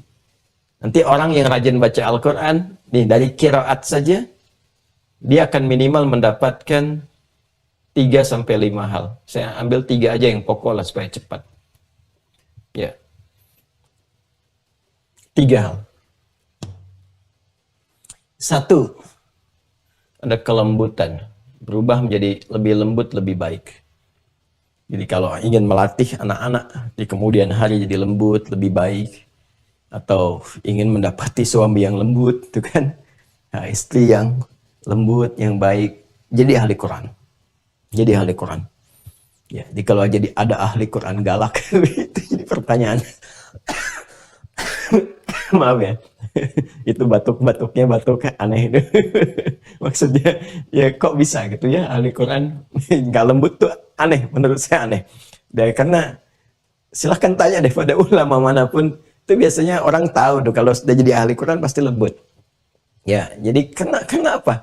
Karena ayat-ayat Quran itu berbeda gitu ya. Menggerakkan jiwa itu pada sesuatu yang baik, yang enak, yang nyaman, gitu kan? Yang teduh. Nah, itulah. Itu gambaran pertama. Ya. Yang kedua, teman-teman sekalian, ada khas dalam Al-Quran itu Allah turunkan rahmat.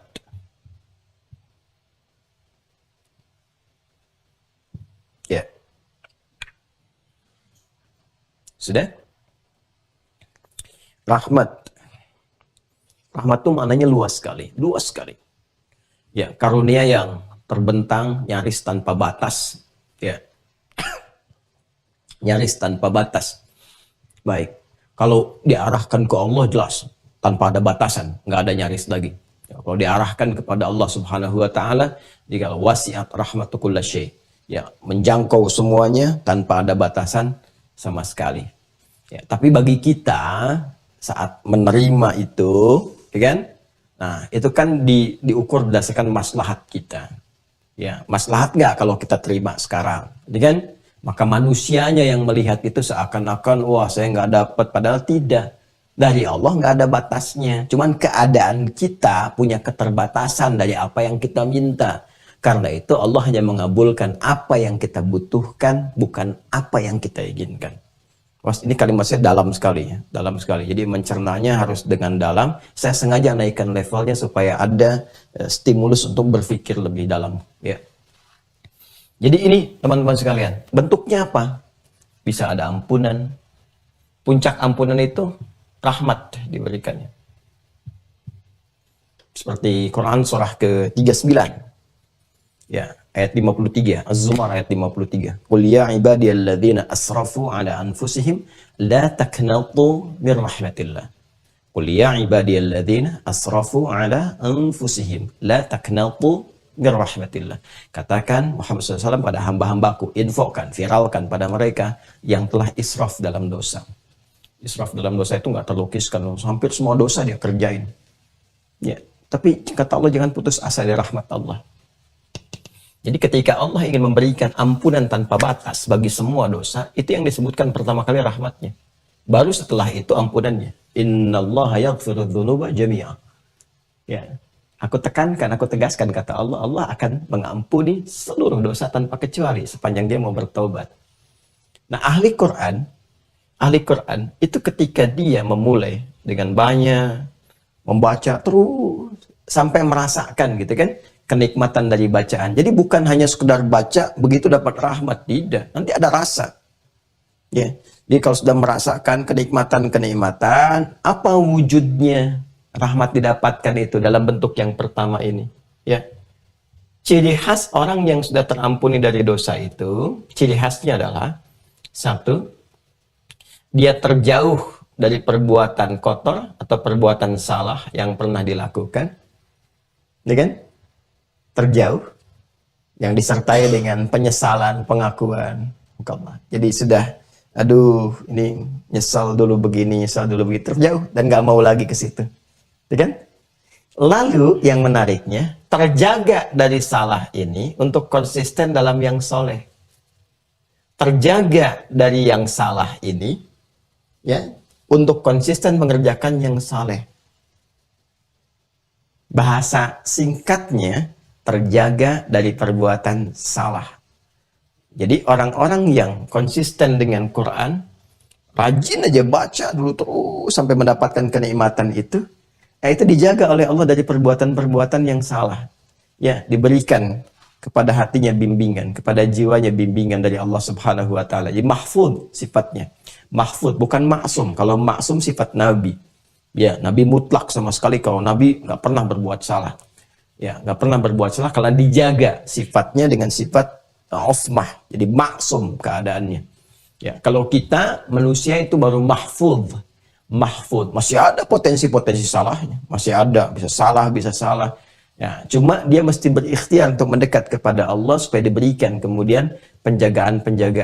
Tapi tetap ketika dijaga pun nanti, yaitu kekuatan dirinya untuk memilih apakah memilih penjagaan Allah atau nanti ada bisikan-bisikan setan yang kadang-kadang juga kalau dipilih bisa bahaya.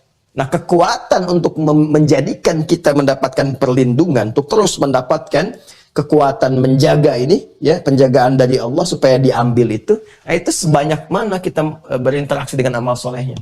Jadi kalau rajin Qurannya terus dibacakan, sampai merasakan keterkaitan dengan Al-Quran. Kayaknya kalau nggak baca sehari nggak enak, ya nggak baca dalam sekian waktu ini yang biasa saya baca ada rasa kehilangan. Nah itu sudah mulai terpaut dengan Al-Quran, tak terpisahkan. Kalau sudah seperti ini, rahmatnya nanti bukan hanya terkait dengan ini, ya, ada yang terkait dengan solusi, kan? Nah, dan seterusnya. Kemudian ada syifa,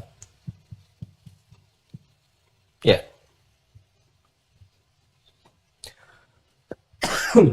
Ada kelembutan yang mengarahkan pada kebaikan, ya, sehingga lembut dan selalu tergerak untuk mengerjakan segala kebaikan, ya, itu yang dimaksudkan Quran surah ke-35 Fatir di ayat ke-32, kan?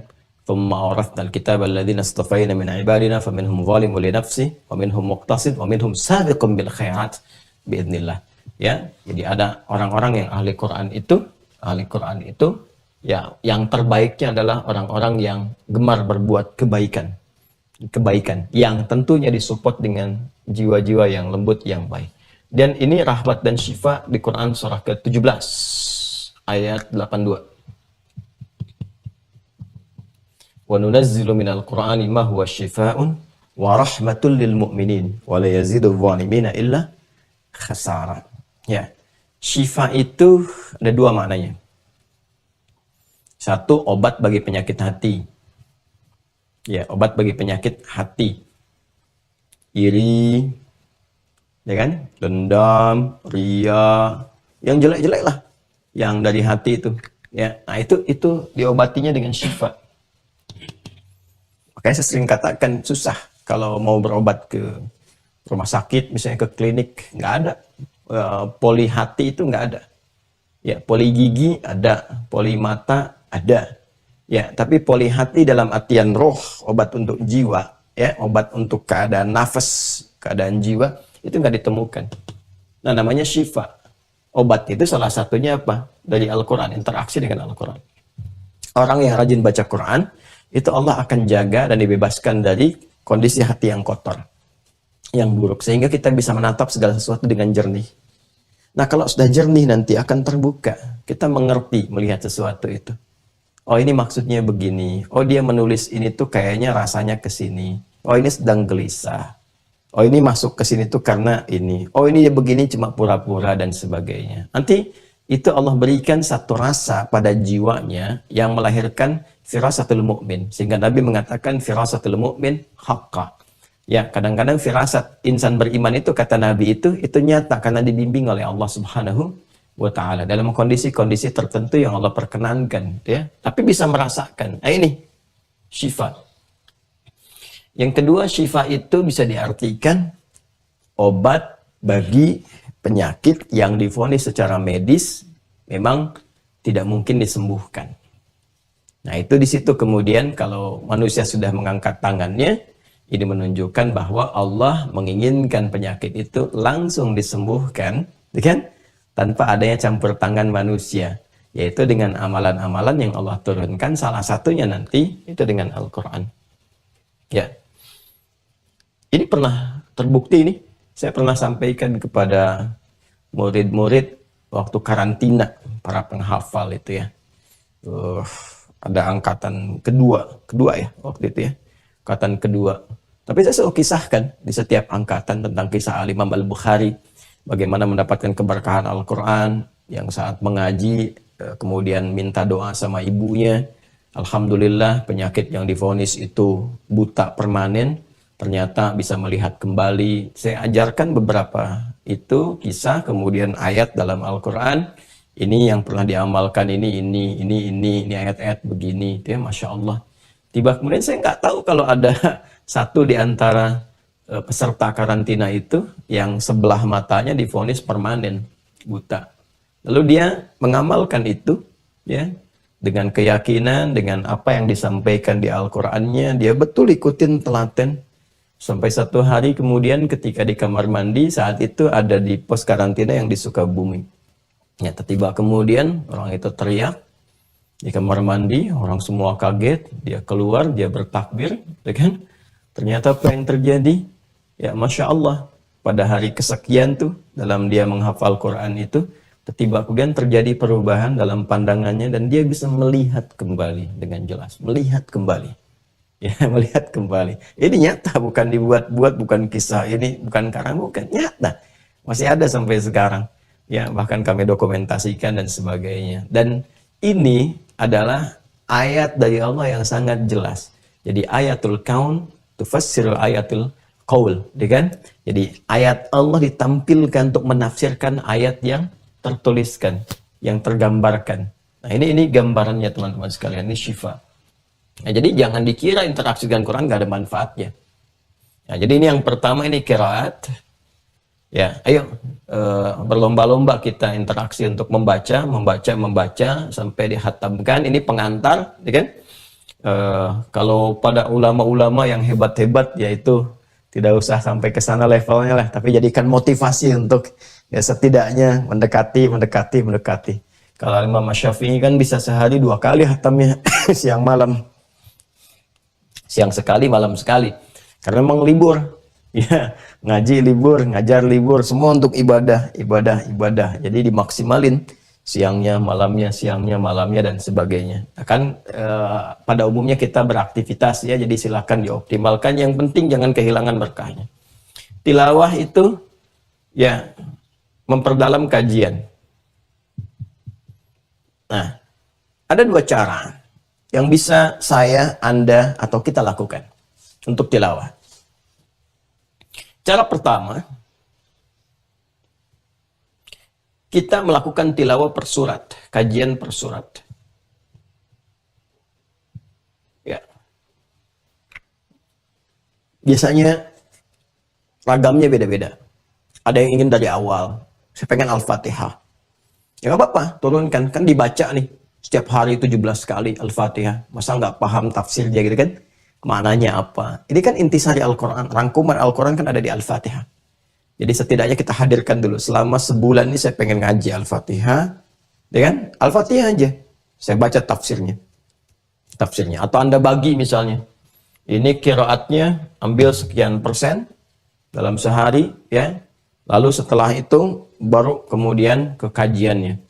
Ya, kalau saya biasanya dulu itu suka menarget, misalnya saya pengen khatamnya berapa kali, nanti sampai pertengahan Ramadan. Nanti pertengahan sampai ke ujung saya optimalkan dengan tilawah.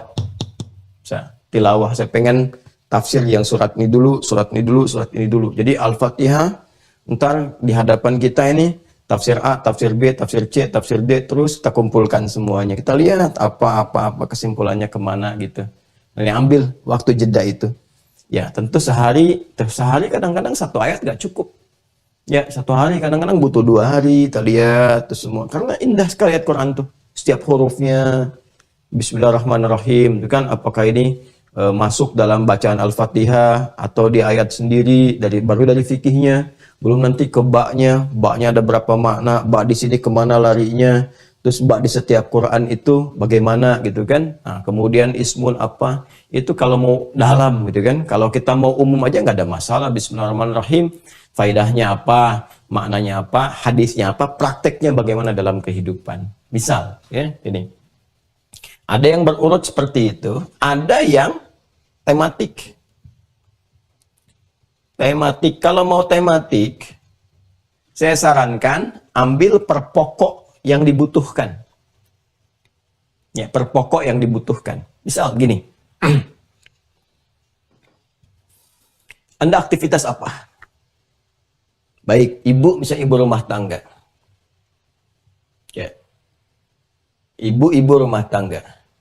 Kenapa nggak dikeluarkan ayat-ayat rumah tangga dalam Al-Quran? Lalu saat Ramadan dikaji, itu aja dulu, gak usah jauh-jauh. Ya, jihadnya ibu tuh di rumah tangga. Surganya itu ada di situ gitu kan. Lalu kenapa nggak dipelajari? Keluarkan aja secara tematik. Apa tugasnya, apa kewajibannya, apa hak dan kewajibannya. Ya, lalu maksimalkan ayat-ayatnya apa saja. Ya, keluarkan ayat tentang istri sehingga tahu nanti hak dan kewajiban terkait dengan suami. Kemudian tentang ibu supaya terkait dengan anak-anak. Kemudian tentang anak. Ya. Nanti gabungannya keluarga. Ayatnya melimpah sekali. Di Ali Imran ada, di An-Nisa ada. Terus kisah-kisah inspiratifnya banyak. Dari yang orang soleh sampai kisah Nabi ada. Pokoknya indah deh ngaji itu kalau diturunkan tuh enak. Karena di Al-Quran itu metodologinya tuh paling sempurna. Ya, ini teori hidup tuh begini. Terus nanti kalau ada masalah di rumah tangga, nih masalahnya begini nih, solusinya seperti ini. Dari masalah komunikasi, masalah kecurigaan, istri curiga sama suami, suami curiga sama istri, masalah finansial, masalah dengan ayah ibu mertua, kadang-kadang nanti ada beda keyakinan, anak beda keyakinan dengan orang tua, seperti apa nanti caranya, dakwahnya bagaimana, ya interaksinya seperti apa, indah semua. Itu ada. Nah, pernah dikeluarkan nggak? Ya, pernah dikeluarkan nggak? Nah, sekarang coba keluarkan itu, ya kan? Atau mau kompak? Kalau rumah tangga kan sama-sama kompak, gitu kan? Ya kan? Nanti suami dengan istri bareng-bareng misalnya kan? Bisa aja dibahas. Ya, paling nanti senyum-senyum sendiri. Ya, gitu. Nah, kemudian yang dari ikhwan misalnya laki-lakinya, ya pekerjaannya apa sekarang? Di bisnis, ya keluarkan ayat-ayat bisnis. Ya, dan turunannya kan dagang dan sebagainya, itu keluarkan aja, pelajari hukumnya, belajar. Ya, infonya kan dengar riba apa sih riba? Belajar yang tuntas, jangan setengah-setengah. Belajar yang tuntas. Nah, kalau setengah-setengah, nanti satu capek, yang kedua kecewa, yang ketiga bingung itu, pasti ada itu. Jadi kalau ada ingin membebaskan dari riba, kemudian tiba-tiba belajarnya nggak tuntas, ya itu biasanya menyeberangi jembatannya nggak mudah, karena jembatannya nggak ada. Akhirnya berlawan dengan arus. Lama-lama di situ malah terjebak pada yang lebih besar lagi, atau melakukan perbuatan yang kontraproduktif pada akhirnya. Ya, atau nanti menyalahkan hukum. Saya ingin lepas dari riba tapi kok hidupnya susah ya Allah. Nah, ya kan? Yang salah apanya di sini? Nah, ini jadi persoalan nanti ya. Makanya tuntaskan. Kenali apa itu riba, tandanya bagaimana, cara menghindarinya bagaimana. Ya, kalau terjebak di dalamnya ingin keluar, tapi ada topangan hidup yang tidak mudah, yang memungkinkan ada madarat lebih besar, cara ambil jembatannya bagaimana. Ada semua, dan indah sekali. Dan ini selesai semua. Hadisnya ada, penjabaran ulamanya ada, contoh setiap keadaannya ada, dan sebagainya. Gitu, ya. Nah ini teman-teman sekalian, ini di bisnis.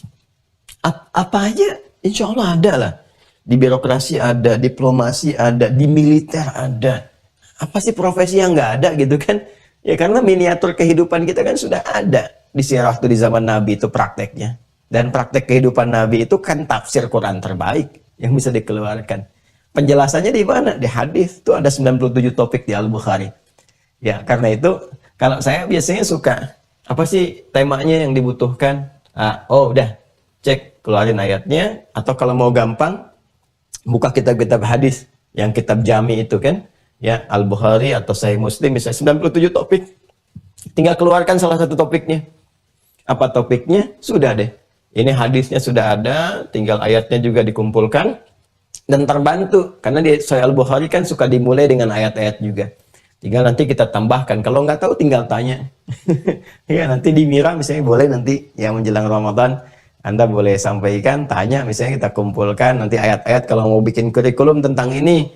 Kalau di kesehatan atau kedokteran, apa nih yang mau dikaji? Boleh. Anda yang profesinya dokter, coba, ayo. Coba udah berapa lama, puluhan tahun, masa nggak dikeluarkan ayatnya dokter mata? Ayo misalnya kan, ayatnya tentang mata. Dokter telinga, ayatnya tentang telinga. Ayo jangan sampai sehat di dunia, tapi nggak sehat di akhirat nanti, ayo. Ya, SPOG. Paling banyak ayatnya, bidan-bidan banyak tuh ayatnya di Quran, dengan ya mesti belajar. Jadi nanti ada terapi juga tuh, ya, terapi nanti untuk memberikan ketenangan dalam proses kelahiran dan sebagainya. Ya, dalam khitan itu ada juga gitu. Itu ayat-ayat Quran yang sangat memberikan pengaruh. Ini gambarannya teman-teman, tilawah. Ya, jadi silahkan nanti bisa per surat atau per tematik yang dibutuhkan. Ya, dalam menopang sur kehidupan. Kemudian ini puncaknya adalah hafalan tahfidz. Tahfidz. Ya, tahfidz ini ya, termasuk yang tinggi lah. Ya, dan ini di Ramadan ini momentum. Dan nggak bisa ditemukan lagi yang lebih dahsyat dibanding Ramadan. Akselerasinya, percepatannya. Dan itu lintas usia. Jadi jangan katakan usia sekian puluh, sekian ini, tidak. Ya, itu Masya Allah, baik yang saya nggak bisa batasi ya. Yang penting yang sudah bisa mulai bicara anak-anak tuh. Anak saya nomor 3, Ahmad itu baru 2 tahun, berapa ya? 8 bulan ya. 2 tahun 8 bulan kalau nggak salah itu.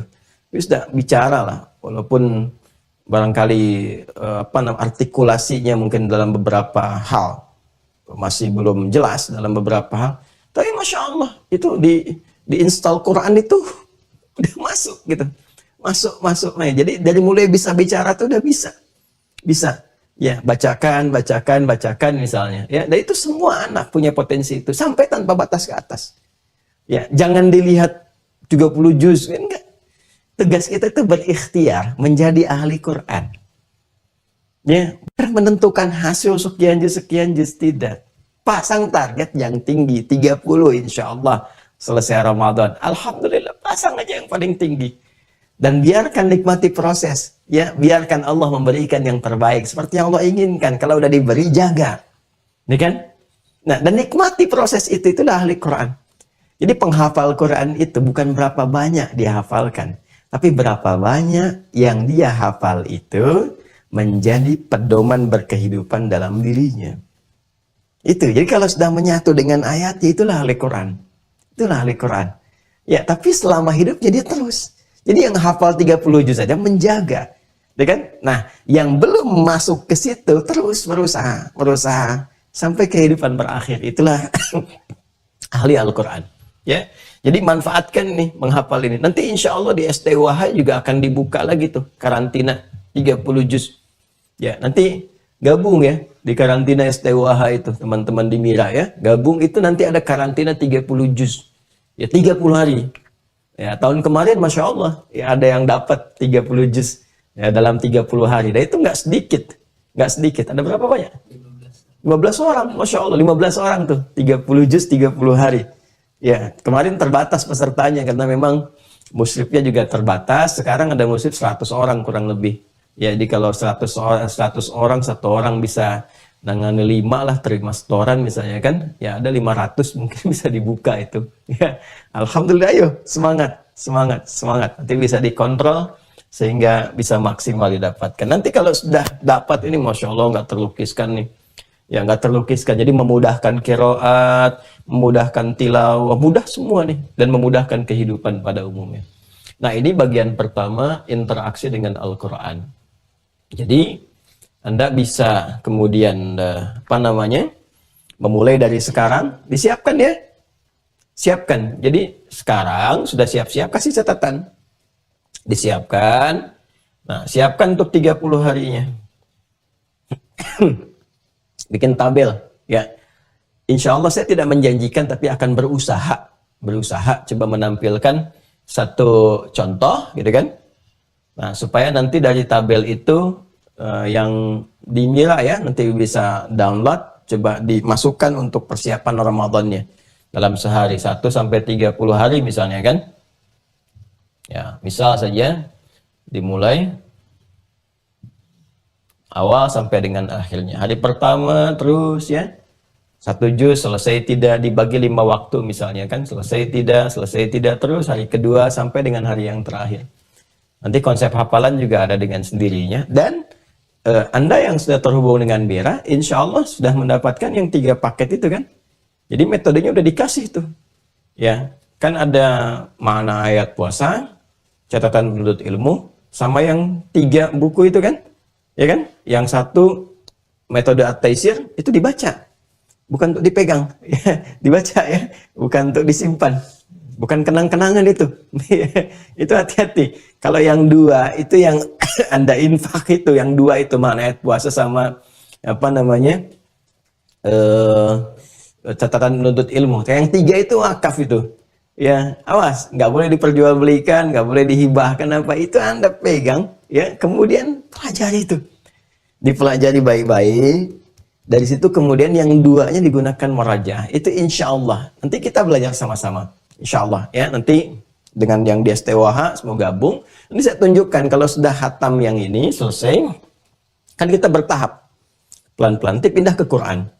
Ya, dari mulai bacaan sampai metode. Itu buku murajaah, insya Allah teman-teman. Itu kan nggak sembarangan gitu ya. Murajaah itu yang ini. Nah, ini ya. Nah, ini metodenya. Ya. Nanti tinggal cek videonya kan. Kalau teman-teman mau lihat, tinggal cek. Nanti tinggal maksimalkan, sempurnakan. Kalau ke sistem, ke STWH. Kemudian di sini, yang murajaahnya ini kalau Anda sudah optimalkan, insya Allah. Ini desainnya dengan izin Allah, desainnya itu bisa hafal, mungkin sama juga nomor, sama peta Qurannya, posisinya dan sebagainya. Menghafal desain ini maksudnya untuk memudahkan dibawa berkehidupan, untuk berinteraksi. Ya, nggak ada tuntutan untuk hafal posisi kanan kiri nomor, nggak ada tuntutan begitu. Yang penting hafal Quran. Tapi ini maksudnya memudahkan, didesain untuk memudahkan kita kalau pengen mengakses bisa cepat. Ya kan nggak semuanya punya satu kegiatan yang serupa. Bagi mahasiswa kan kadang-kadang bikin tesis, disertasi atau skripsi, ya kan, memerlukan dalil atau ingin bikin karya ilmiah. Kalau kita udah hafal dengan ini, istilahnya mushaf itu ada di hadapan mata gitu. Ya, bahkan dengan halamannya, dengan nomornya, dengan apanya, itu tinggal masukin aja, masukin ayat sekian, sekian, sekian, dan korelasinya di setiap ayat dengan ayat lainnya begini, begini, begini. Itu maksudnya. Nah, ini pengantar awal untuk memahami nanti dan memudahkan dalam proses tafsir. Ya, ini gambarannya, teman-teman sekalian. Ya, baik. Ini terkait dengan interaksi sama Al-Quran. Jadi, untuk aplikasinya, disiapkan dari sekarang ya, teman-teman sekalian. Implementasikan ini semua, disiapkan dari sekarang. Kalau di buku catatan penuntut ilmu, kasih memo. Insya Allah nanti dari kami, kita bikinkan semacam kolomnya, khusus untuk Ramadan tahun ini, untuk melatih saja, melatih. Ya, supaya nanti kalau tercatatkan kan terasa evaluasinya gitu, kelihatan. Tapi kalau cuma bayang-bayangkan atau cuma digambarkan biasa, motivasinya nggak terlihat, jadi nggak ada perbandingan. Kalau dicatatkan terlihat perbandingannya. Ya, ibu kan suka ngambil catatan keuangan untuk membedakan bulan ini dengan bulan kemarin, jadi kelihatan kan. Nah, sekarang catatan amalannya seperti apa?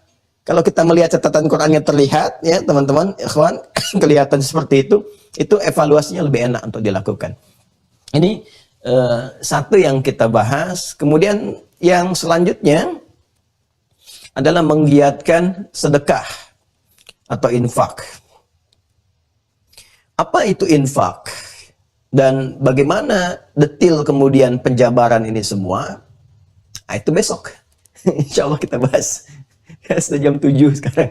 Ya, itu besok kita uraikan lagi. Ya, yang di Zoom udah pada nengok-nengok. Baik, karena ini hari aktif ya, untuk mulai beraktivitas. Besok insya Allah kita mulai. Yang sekarang, saya beri PR dulu masing-masing untuk menyiapkan yang bagian pertama, interaksi dengan Al-Quran, supaya nanti formulasi ke depannya mudah untuk dilakukan. Untuk yang kegiatan berikutnya, nomor 2 sampai dengan nomor 5, detailnya nanti kita turunkan. Karena di luar gambaran, kalau disebut infak itu jangan langsung terbayang uang misalnya. Ya, bukan hanya uang. Apa saja Ustadz? Besok. Kan besok pembahasannya. Nanti besok kita bahas insya Allah. Ya, semoga Allah berikan kelapangan bagi kita. Alhamdulillah ya Allah. Alhamdulillah. Alhamdulillah. Syukur diberikan kekuatan, tenaga, kesehatan. Diberikan sakit juga bersyukur. Alhamdulillah. Bisa istighfar. Bisa banyak hal. Bisa banyak kenikmatan yang gak didapatkan saat sehat. dan banyak kenikmatan yang gak didapatkan saat sakit. Semua adalah nikmat yang Allah berikan pada kita semua. Semoga kita senantiasa dijadikan insan yang bersyukur pada Allah Subhanahu wa ta'ala. Izin untuk mengingatkan sebelum kita berakhir di pertemuan kali ini. Yang pertama, sekarang kita masih berada di bulan Hurum. Manfaatkan. Ini 2 bulan baik dan 3 berurutan baik. Rajab, Sya'ban, Ramadan ini bulan baik semua. Semua bulan baik. Ya, tapi 3 berurutan ini istimewa gitu ya. Dan jarang-jarang kita temukan momentum seperti ini. Dan Nabi banyak menunaikan amal-amal soleh ini, ditingkatkan tuh dari sejak Rajab ke Sya'ban sampai dengan Ramadan puncaknya. Di Rajab ini teman-teman mumpung masih suasana bulan Rajab, termasuk bulan Hurum, maka manfaatkan untuk 2 hal yang paling utama. Ingat baik-baik, 2 hal. Ya, bahkan sangat ditekankan dalam Al-Quran. Di Quran surah 9 ayat 36 itu. Yang pertama, supaya meningkatkan amal saleh. Ya, meningkatkan amal saleh. Dan yang kedua, untuk menghindari maksiat. Pandai-pandai untuk menghindari maksiat, sekecil apapun itu. Ya, jadi jauhi itu semua. Fala tadlimu fihinna anfusakum, itu amanah Al-Quran. Jangan berbuat zalim.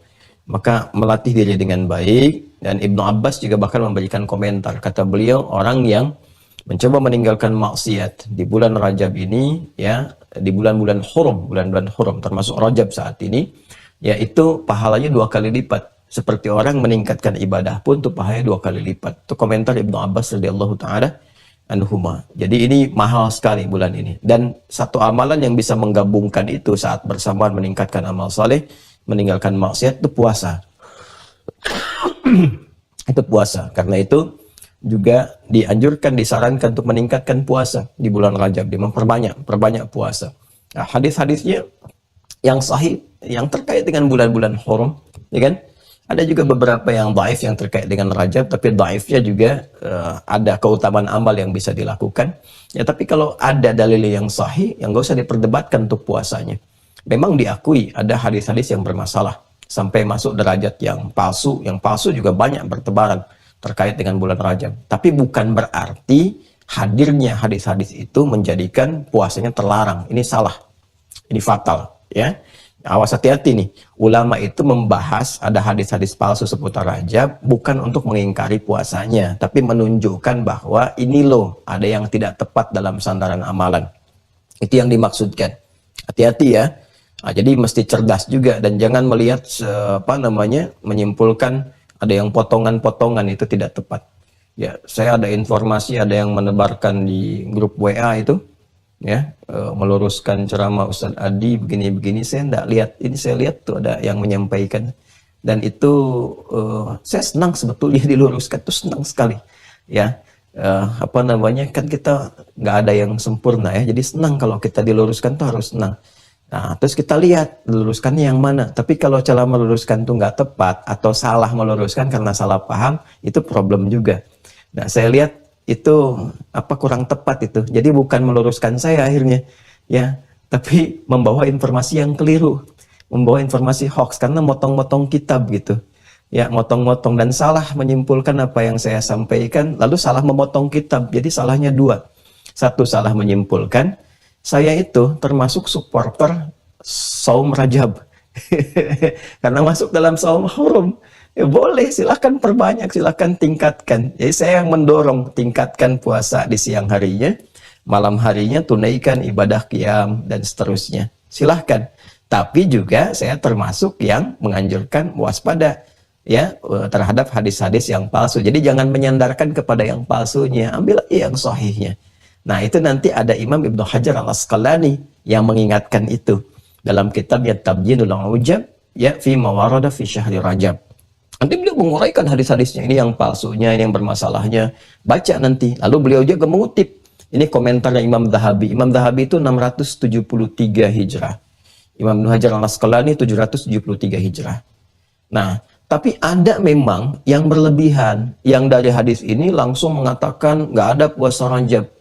Ya, nggak boleh puasa. Ini yang salah, ini yang tidak tepat. Ya, jadi hadis palsu itu dimunculkan, teman-teman sekalian. Memang motivasinya terlihat seperti benar supaya ngajak orang puasa, cuman caranya salah.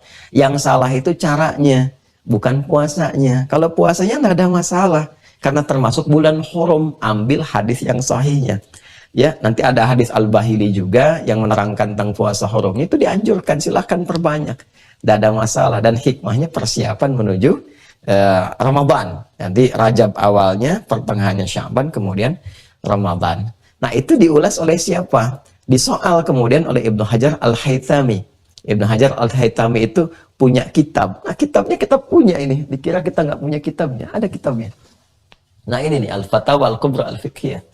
Jilid kedua. Saya hafal jilidnya, malah Kitabus Shaum. Nah, ini nih, Kitabus Shaum.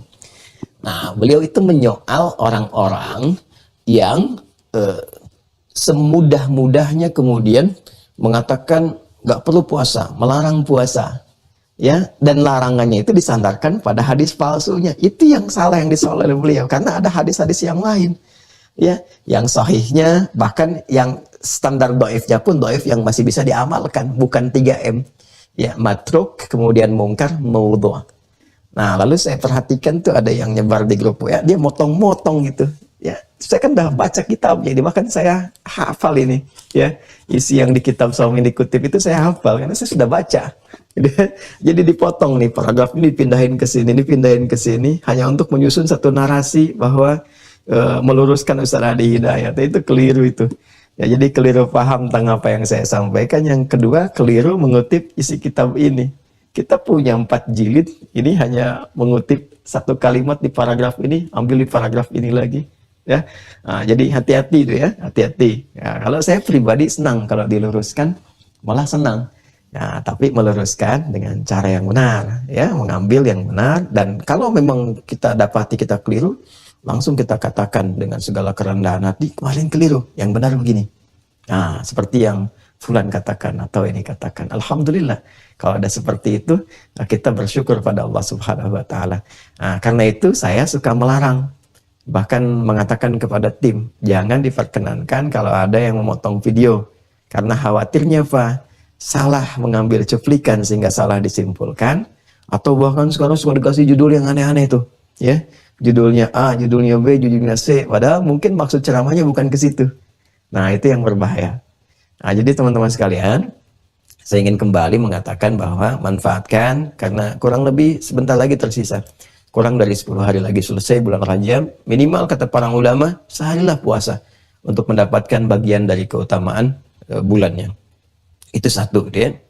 Kemudian yang kedua, masih ada yang bertanya tentang Mira, ya. Saya kira masih ada itu kuota sesuai dengan kitab yang sudah kita siapkan untuk memulai awal dasar angkatan kedua.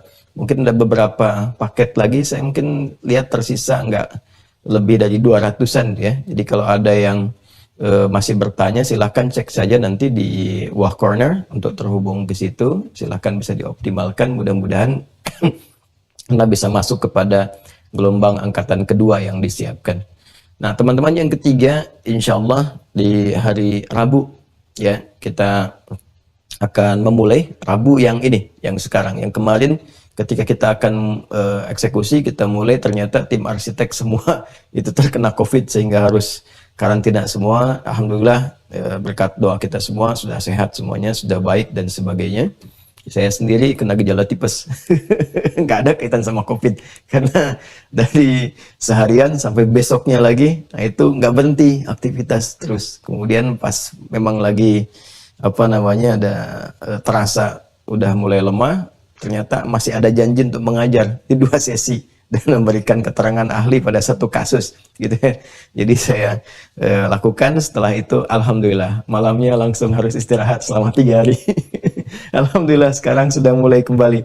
Jadi hari Rabu kita akan memulai dan bersemua tim, full tim. Jadi ada arsitek, ada kita juga bergerak ke lokasi. Insya Allah kita akan ngambil video dari sana untuk menunjukkan kepada teman-teman bahwa pembangunan pesantren sudah akan dimulai untuk yang pesantren ya. Kalau yang SD kan sudah tinggal mungkin 15% lagi selesai tuntas. Mudah-mudahan Ramadan sudah selesai. Jadi pasca Ramadan nanti saya bisa mengundang juga yang di Mira ya, secara zonasi untuk mencoba aulanya. Kalau yang pesantren mungkin masih butuh waktu, tapi mari kita sama-sama bangun Ya, jadi saya masih membuka kesempatan untuk ada kesempatan wakaf. Bukan donasi, saya nggak minta donasi.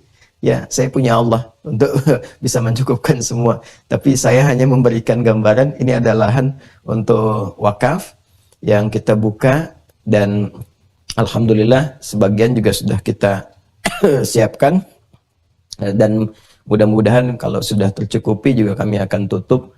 Akan dimulai dari struktur sekarang. Ada dimulai dari struktur dulu, sama berapa waktu ke depan nanti saya sampaikan ke teman-teman kebutuhan dan sebagainya. Struktur ini yang paling bagus ya kalau untuk wakaf, karena struktur ini kan nggak akan berubah apapun karena dari dalam semua ditanam dan seterusnya.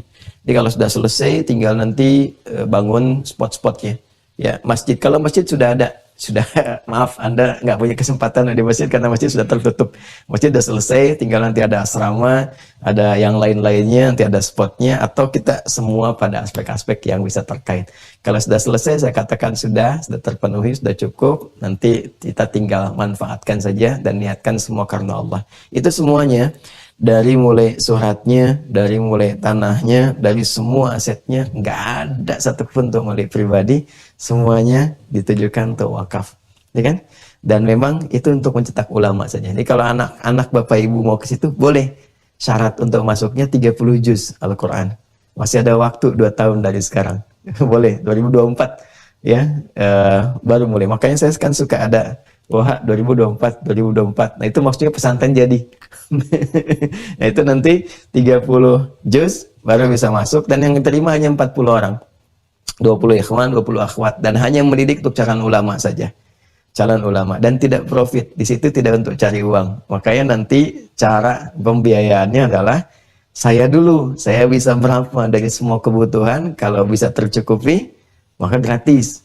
Kalau ada sisa dari ketidakmampuan saya sementara, nanti baru dibagi kepada seluruh orang tua untuk bisa-bisa menyempurnakan sehingga itu milik semuanya. Itu karena tujuannya memang hanya untuk menyiapkan kadar ulama, dan insya Allah kita niatkan tidak mencari sedikit pun dunia selesai. Kita nyiapin buat pulang aja. Baik ya, itu teman-teman sekalian, terima kasih untuk hari ini. Semoga Allah muliakan kita. Maafkan kalau ada yang kurang berkenan di pertemuan hari ini. Semoga Allah rahmati, semoga Allah muliakan, dan semoga Allah senantiasa menjaga, menyayangi kita semua. Allahumma taqabbal minna innaka antas sami'ul alim, wa tub 'alaina innaka antat tawwabur rahim. Rabbana Allahumma barik lana ya Allah fi hadha ash-shahr Rajab, wa barik lana ya Allah warzuqna al-quwwata lin'amala fihi ma tuhibbu wa tarda. Allahumma barik lana ya Allah fi Sya'ban, wa balighna Sya'ban, wa balighna Ramadan, wa barik lana ya Allah kullal barakatil kamali fi syahril mubarak, fi syahri Ramadan. Allahumma rabbana atina fid dunya hasanah wa fil akhirati hasanah wa qina adzaban nar. Ati anfusana taqwaha wa zakkiha anta khairu man zakkaha anta waliyuha wa maulaha. Wa sallallahu ala sayyidina Muhammad wa ala alihi wa sahbihi ajma'in. Subhanakallahumma wa bihamdika nashhadu an la ilaha illa anta nastaghfiruka wa natubu ilaik. Walhamdulillahi rabbil alamin. Assalamualaikum warahmatullahi wabarakatuh.